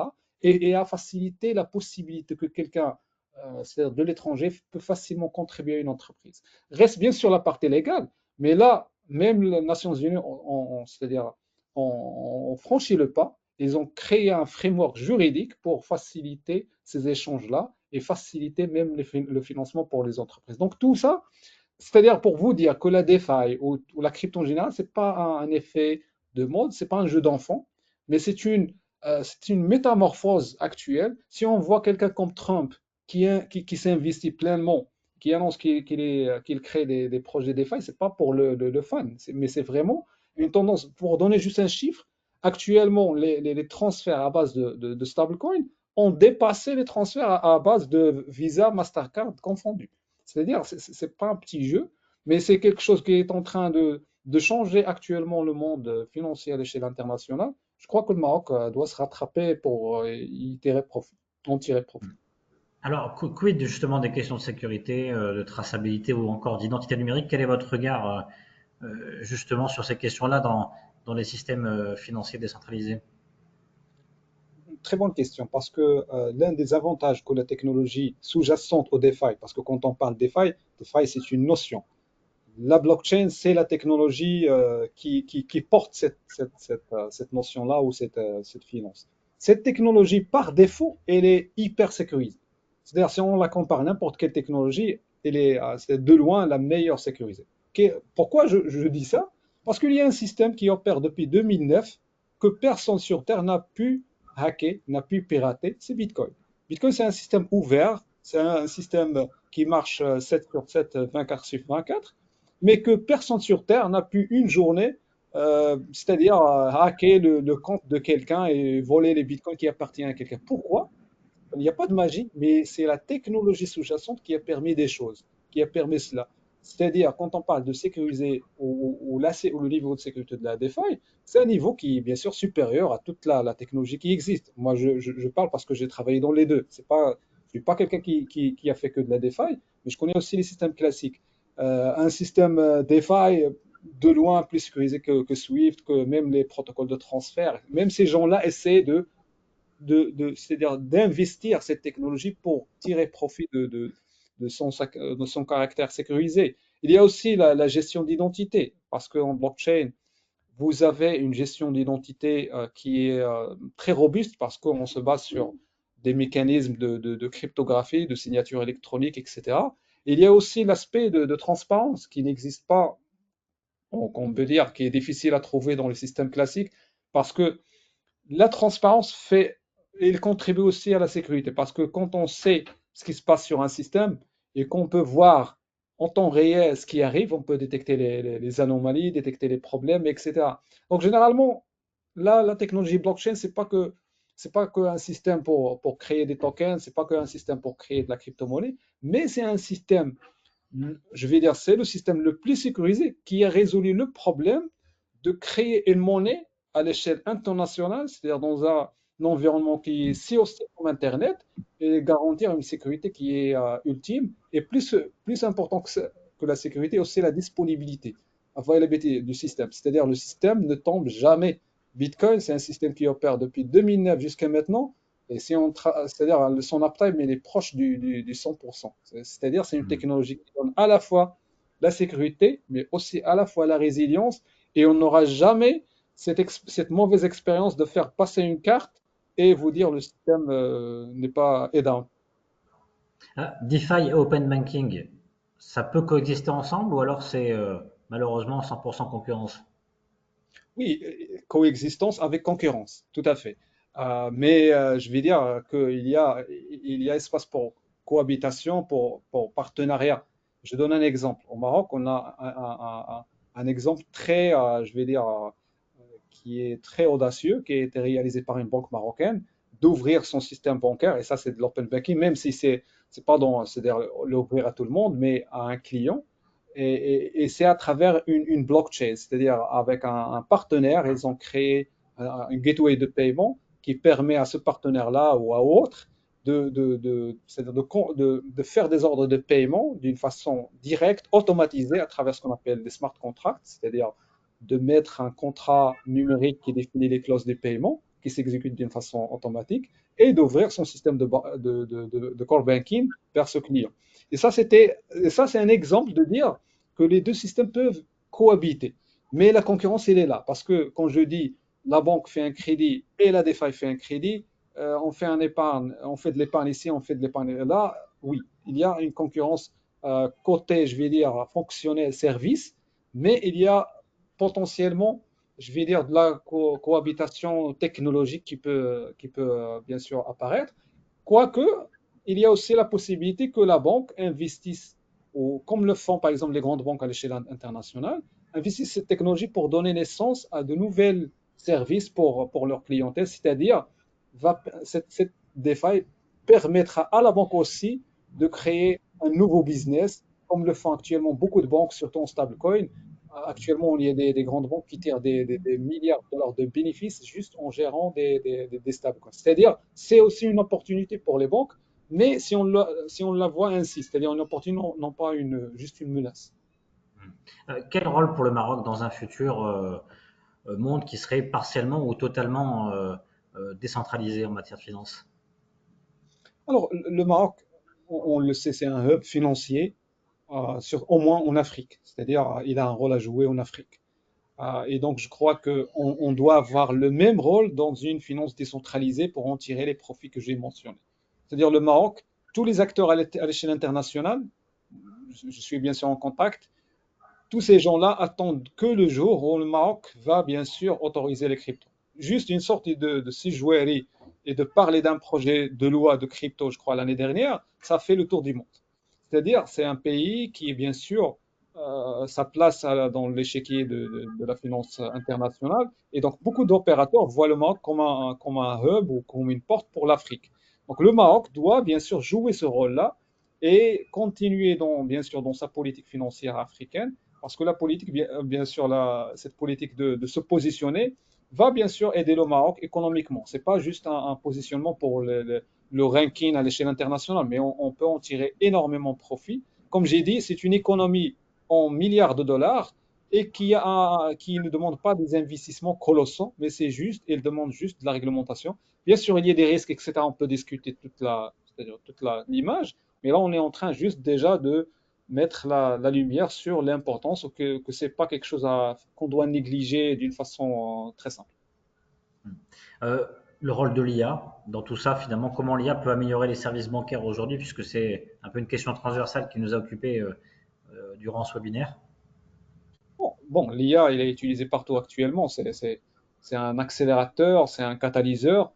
C'est un outil qui pourra améliorer la qualité des services actuels, la performance actuelle en termes, bien sûr, de tout ce qui est fraude, détection de fraude, gestion de risque, etc. Donc, je crois que là, l'IA actuellement, c'est une brique avec laquelle on peut compléter ce puzzle. C'est-à-dire, c'est c'est quelque chose de nécessaire actuellement. Je ne crois pas qu'on est en train de discuter ce qu'on va faire de l'IA ou non, mais je crois que l'IA, c'est quelque chose de complémentaire. On doit avoir une stratégie des technos, de l'open banking, l'open finance en général.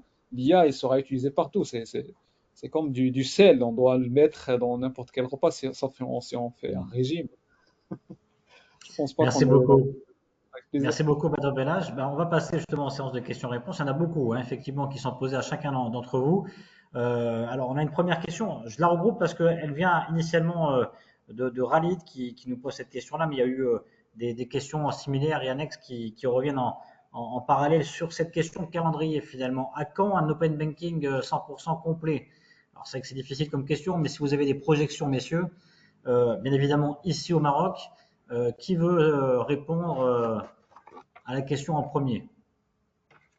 Mustapha Ah, Lahmi? je peux répondre. Je pense que c'est le Harrat de la Banque centrale qui est quand même mieux positionné pour donner la réponse exacte. Mais en tout cas, en fait, je sais que comme je l'avais souligné tout à l'heure, en fait, la volonté est là.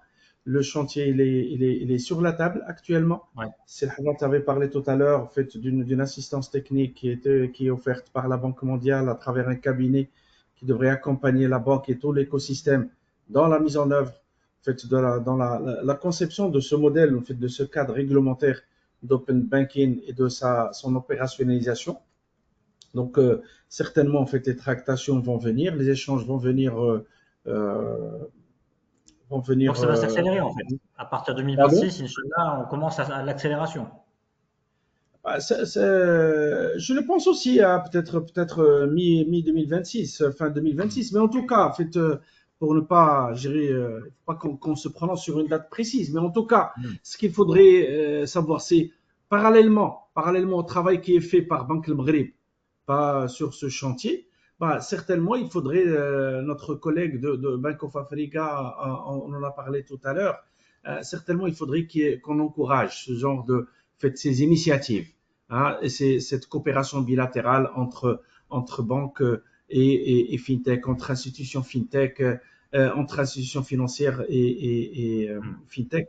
Moi, personnellement, j'en discutais avec un partenaire rien que ce matin, hein, donc qui était prêt à collaborer, à créer un partenariat avec le Morocco FinTech Center pour justement commencer à ouvrir son SI au FinTech, hein, qui désire accéder à des API à travers je dirais une plateforme bien évidemment sécurisée, etc. Mais je pense, hein, que la volonté est partout. Il est là au niveau de il est là chez tous les acteurs. Maintenant, c'est un écosystème qui est pas simple. Ah, mais certainement, il nécessite ce qu'on double d'efforts, hein, de collaboration, de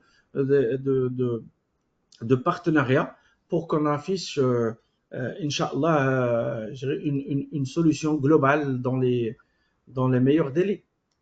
Abdelillah Arad, vous voulez réagir? Bon, effectivement, tout à l'heure, vous nous donniez un petit peu un aperçu de ce calendrier avec un cabinet au dernier trimestre de cette année qui sera donc choisi et qui va permettre de davantage tracer la route.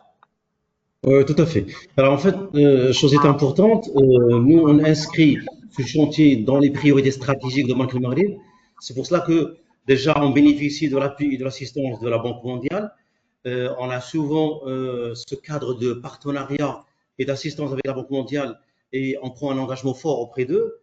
Sur la sélection en fait, du cabinet, dans les termes de référence qui seront vraiment les spécifications de base de la mission, de ce qu'on attend de ce cabinet-là, on avait demandé à chaque postulant, à chaque candidat, de nous préciser quelle est la durée qu'il voit réelle, effective pour concrétiser cette mission-là.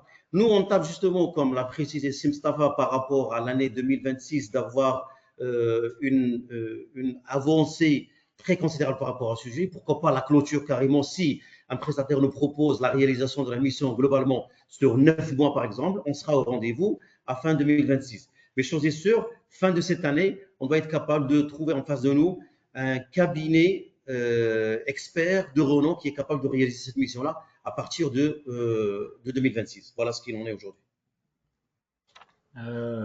Ouda Bouka, est-ce que vous voulez réagir sur l'ouverture de l'open banking? Tout à l'heure, effectivement, vous nous en parliez au sein de Bank of Africa. Il y a des actions qui sont mises en œuvre. Oui, effectivement. Alors, comme ça a été souligné, effectivement, la volonté est là, de part et d'autre, de l'ensemble en fait des parties prenantes. Nous, comme j'ai dit, effectivement, pour encore accélérer en fait cette opération d'open banking, on est en train, comme j'ai dit, de mettre en place en fait les prérequis, les fondements solides, et on a démarré en fait de chercher et d'aller en fait effectivement vers des institutions au niveau de technoparcs, etc., pour effectivement demander en fait des fintechs qui peuvent en fait venir travailler en fait directement avec nous, mettre en place en fait des POC ensemble avec une collaboration en fait très très accéléré. Le cadre réglementaire, donc, il est en train aussi d'évoluer. Donc, à travers en fait le projet lancé par Banque Maghreb, donc qui va démarrer l'année prochaine, et justement. J'espère en fait que la cadence il va s'accélérer de plus en plus. Donc certes en fait il y a des initiatives qui sont lancées par toutes les parties prenantes, mais maintenant il faut passer en fait à la phase accélération. Donc, à minima pour rester en fait sur un niveau compétitif acceptable à l'échelle internationale. En Afrique d'abord, donc malheureusement, on constate euh, on est en train de se faire dépasser. Je ne vais pas permettre de dire ça, mais plutôt en fait, il y a en fait des niveaux en fait plus avancés sur tout ce qui est open banking au niveau en fait d'autres pays en Afrique et comme ce qui a été dit en fait, on est un hub financier, donc on est fortement présent sur le secteur financier au niveau de l'Afrique. Donc, il faut absolument qu'on suive même en fait sur cet aspect open banking. Donc, ce qu'il faut maintenant, c'est plutôt une accélération. Alors, il y a un mot qui revient beaucoup également. Peut-être, Badrullah, je voulais réagir et puis ensuite je viendrai sur la blockchain parce que alors, la blockchain s'invite au moins sur 25-35% des questions qu'on reçoit. Et je vous poserai la question, messieurs et Ouda Boukar, sur le rôle de la blockchain pour la relation client. Est-ce que ça peut améliorer la relation client? Et peut-être Badrullah sur l'open banking et, et l'état des lieux d'ouverture aujourd'hui. Votre regard? Pour moi, je crois ce qui est en train de se faire chez Banque Maghreb, c'est un bon signe. C'est-à-dire ils sont conscients dans l'importance. Ça reste bien sûr les étapes à suivre, mais personnellement, je crois que l'important, c'est déjà que on se mette ce chantier devant nous et on veut, c'est-à-dire l'entamer. C'est-à-dire on passe d'une étape inerte vers une étape active. Ça, pour moi, c'est hyper important. Ça reste bien sûr à voir les résultats à la fin, mais je suis bien sûr optimistique. Votre regard à chacun d'entre vous sur l'état des lieux de la blockchain aujourd'hui au Maroc. Peut-être, je refais le tour de table, je repasse par Mustapha Lahali. Comment vous jugez cette blockchain aujourd'hui? Utilisée, pas suffisamment utilisée? Il y a des opportunités qu'on rate? Alors, votre micro est coupé par contre. Ouais. Désolé, hein. Je pense qu'on n'est pas là aujourd'hui pour démontrer l'apport de la blockchain, hein. Donc tout le monde sait que c'est une solution technologique qui apporte beaucoup du bien, hein, qui permet de créer des modèles d'affaires ou des modèles en tout cas qu'on ne pouvait pas imaginer dans les systèmes classiques. Donc on le dit toujours, en fait, il y a des technologies qui, d'ailleurs, j'en avais parlé dans mon intervention tout à l'heure, des technologies qui vont permettre de renforcer le volet sécurité, si vous voulez, le volet traçabilité, le volet confiance des utilisateurs. Et là, c'est une option qui est très importante, hein. Donc, on parle de fintech, mais il faudrait qu'on sache que une grande majorité des fintech travaillent dans les paiements, hein. Donc, c'est vrai qu'on a des fintech qui exercent dans d'autres secteurs d'activité, mais il y en a pas mal hein, qui exercent dans le volet de paiement. Mais en tout cas, c'est pas uniquement ce volet-là, mais pratiquement tous les secteurs liés à la finance ont besoin d'une sécurisation des transactions, ont besoin d'une sécurisation des opérations qui se fassent sur ces nouveaux systèmes. Et la blockchain est une réponse très importante, très intéressante dans les choix technologiques à réaliser dans la mise en œuvre de ce type de solution. C'est vrai qu'au Maroc, on assiste à pas mal d'initiatives, pas mal de projets qui sont nés, que ce soit au niveau du secteur bancaire ou là au niveau du secteur financier d'une manière générale ou chez les acteurs publics ou privés. Donc tout le monde s'y met. Hein, donc c'est une même on assiste à des cours et des séances de formation au niveau des centres de formation. C'est bien de développer des compétences, c'est bien de coopérer avec des experts dans le domaine, c'est bien de coopérer avec des sociétés qui ont si vous voulez, des expériences réussies autour de la blockchain, parce que tout cela nous surtout va apporter du bien, en fait, dans le volet crédibilité hein, des solutions. Ça, c'est quelque chose d'important. Moi, la semaine dernière, j'ai reçu dans les locaux du Morocco FinTech Center, en fait, une association qui œuvre dans le développement des capacités dans le domaine des fintech. Là aussi, donc, j'ai pris connaissance de pas mal d'initiatives en termes de formation et de certificats autour de la blockchain qui sont en train d'être réalisés, que ce soit dans le secteur public, que ce soit dans le secteur privé. Nous-mêmes, on va faire un partenariat avec cette association pour développer ce volet-là, pour faire en sorte à ce que cette expertise soit également disponible ou en tout cas mise à la disposition des porteurs de projets fintech. Et voilà, donc c'est un point qui est très important et qu'on devrait tout simplement suivre de près et surtout essayer de mobiliser les bons experts pour qu'on puisse avoir au final des talents qualifiés et des talents qui produiront pour nous des solutions à la fois sécurisées et pérennes. Voilà. Adelila Arat, votre regard aujourd'hui et la perception, l'appréhension de Banque Al-Maghrib sur la blockchain? Alors aujourd'hui, moi, je rejoins ce qui a été dit par mes collègues par rapport à l'importance aujourd'hui du recours à cette technologie. Pour nous, en tout cas, le regard du régulateur bancaire par rapport à ce qui se passe dans le secteur bancaire, la technologie suscite énormément d'intérêt, un intérêt croissant en raison de son potentiel, que ce soit en termes des intermédiations, de réduction de coûts, de sécurisation des opérations. À chaque fois qu'on discute avec le secteur bancaire par rapport au cas d'usage, au recours à ces technologies, on les voit pratiquement sur tous les fronts, que ce soit par rapport aux paiements transfrontaliers, notamment des cas d'usage du genre, par rapport à tout ce qui se fait sur les titres, le règlement et la composition des titres, etc. On les voit à travers les financements structurés, on les voit principalement aussi sur des problématiques qui sont liées à la problématique d'identification de la connaissance client, de la lutte contre le blanchiment de capitaux et le financement du terrorisme, etc. Et on les voit aussi sur des sujets, là on commence à parler de MDBC, de monnaie digitale de banque centrale, etc.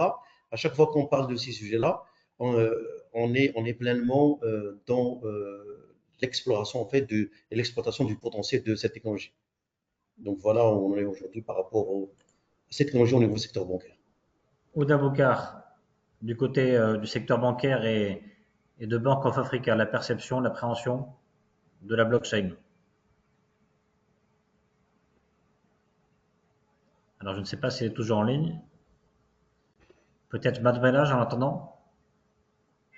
Aujourd'hui, sur l'utilisation, la perception de la blockchain au Maroc. Je crois qu'on est Potentiel raté, acquis, énorme. Non, on n'est pas sur un potentiel raté.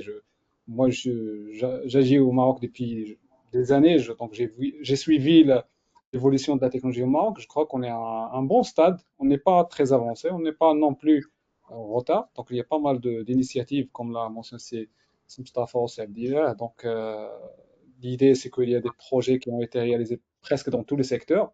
ce soit logistique, finance. Ce qui manque, c'est plus de l'agrégation de ces initiatives. Ce qui manque aussi, c'est un peu c'est-à-dire de communication là-dessus, c'est-à-dire de présenter les atouts et bien sûr ce qui a été gagné en implémentant ces technologies-là, mais ce que je peux assurer, qu'il y a des initiatives, des projets actuellement qui englobent un certain nombre d'acteurs qu'on ne peut pas trouver en Afrique. Bien sûr, c'est-à-dire, si on parle d'initiative, non pas sur le total, mais bien sûr, il y a un manque à gagner qu'on peut tirer si bien sûr, si on sort avec une stratégie blockchain, parce que c'est aussi un constat quand on voit le Maroc en numérique 2030, il n'y a pas de blockchain là-dedans.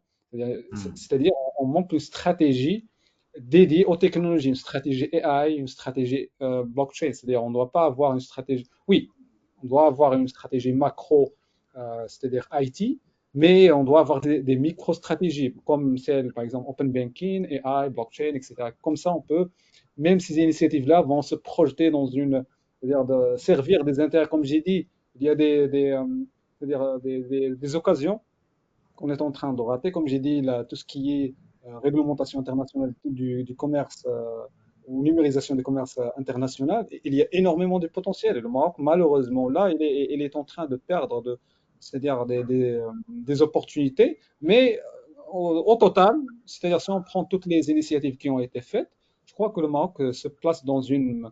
Si on lui donne une note sur 10, je vais lui donner 7 ou 6,5. Allez, 6,5 sur 10. Ouda Boukar, est-ce que, je ne sais pas si vous êtes toujours 7,5, là ou pas. 7,5. 7,5, soyons un peu. Non, je pense qu'Ouda Boukar nous a quittés. Moustapha Ouais. Lali, si c'est mieux, vous êtes d'accord, 7? Bah, moi, j'irais même un peu plus, hein. En fait, si ce ne reste que pour l'enthousiasme, en tout cas pour l'enthousiasme et pour je dirais, L'envie. l'envie en tout cas, pour la motivation, pour les ambitions en fait, que plusieurs acteurs affichent sur cette technologie en particulier. Maintenant, il y a le hype de l'IA, mais il y a quelques mois, il y avait vraiment le hype sur la blockchain. Je pense que cela va continuer en tout cas au moins sur les prochains mois. Alors, une question de Agnès qui va vous faire plaisir, Moustapha Lali, mais je voudrais la partager à vous tous également. Oui. C'est vrai qu'on a parlé, on a évoqué encore un instant la stratégie Maroc 2030 numérique. Euh, Est-ce qu'on peut rêver, c'est Anis qui nous parle, qui nous pose cette question-là, est-ce qu'on peut espérer, pardon, une licorne fintech d'ici 2030? علاش لا, pourquoi pas dans la stratégie de 2030. Il y avait plusieurs indicateurs qui ont été fixés par le ministère de la Transition numérique, de la réforme de l'administration. Et parmi les indicateurs qui étaient fixés, il y avait l'indicateur pour dire on vise d'ici 2030 avoir 1 à 2 licornes marocaines.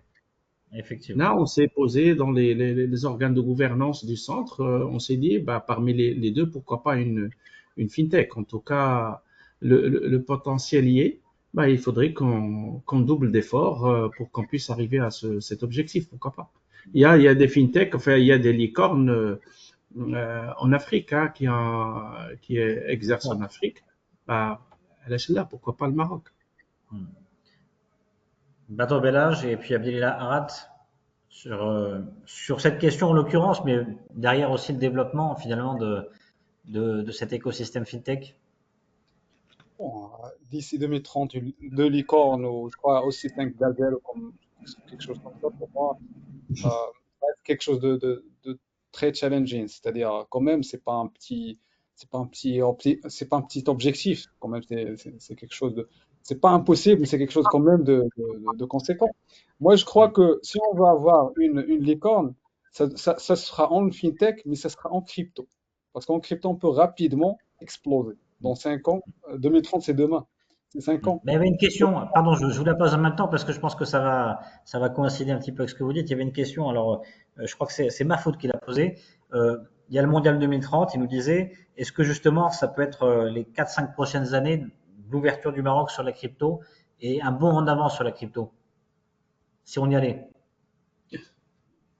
Je crois qu'il y a un travail qui est fait par Banque Maghreb qui a été annoncé par ces joueurs. Donc, Je crois qu'il y a un projet de loi qui a été, selon les propos de ce joueur, qui a été bien sûr passé au ministère des Finances. Et donc, il y a volonté, bien sûr, de réglementer la chose.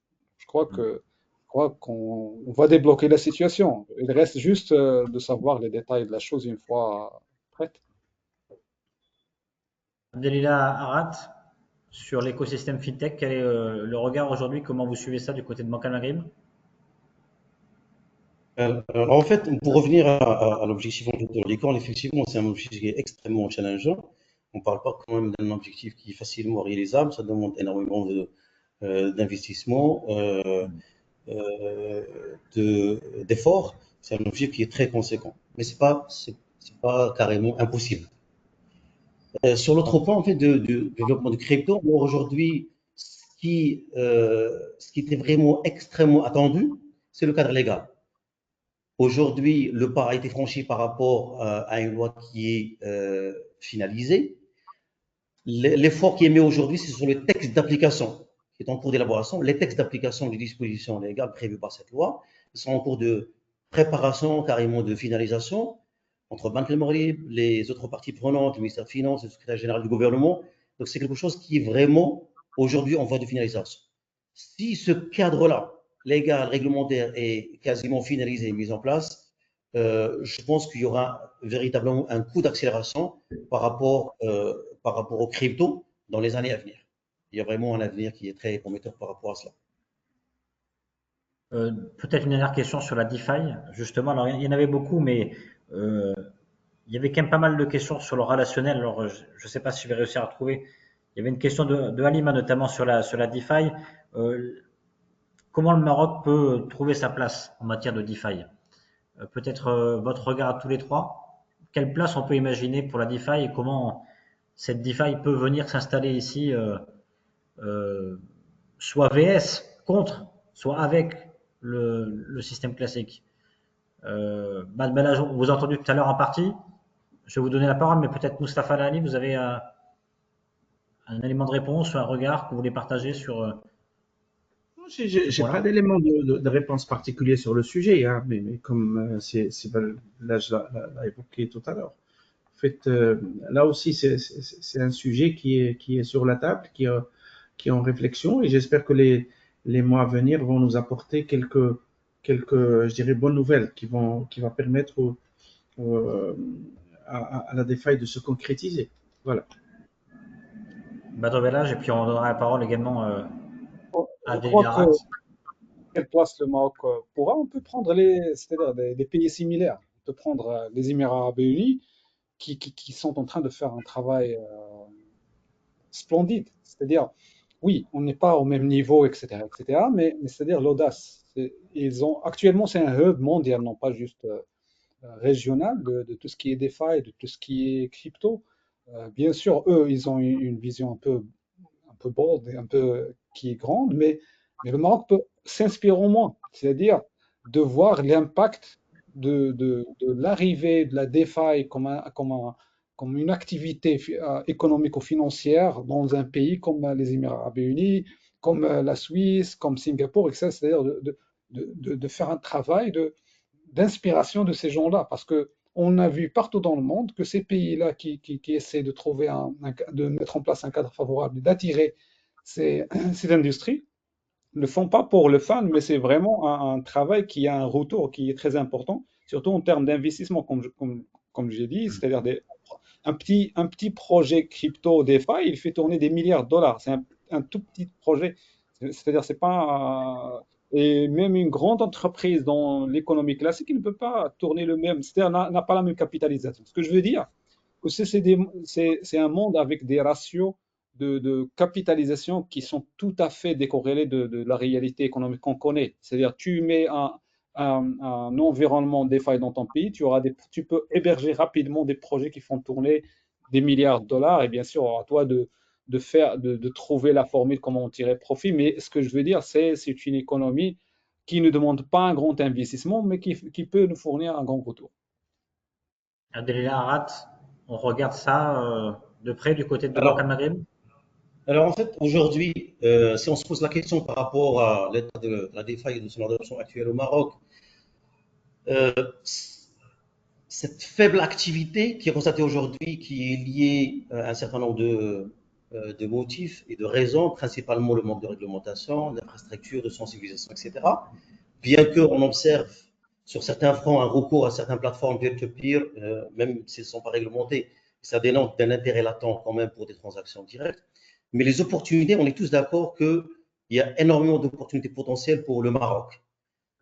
D'abord, j'ai retenu tout à l'heure à travers l'intervention de Sebadr, sur 2 fronts, contribuer à l'inclusion financière en facilitant l'accès au crédit, aux épargnes, etc., tout l'aspect assurance via les smart contracts, etc.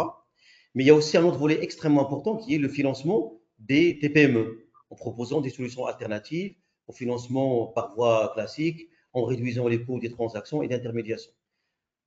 Je pense que stade où on est aujourd'hui sur la partie cryptoactive, où on a mis en place un cadre juridique qui est rigide et qui encadre ce volet, probablement demain avec l'introduction d'une CBDC, on est de banque centrale, ça ouvrirait certainement la voie à des usages multiples de la DeFi de manière encadrée. Voilà ce que je pense.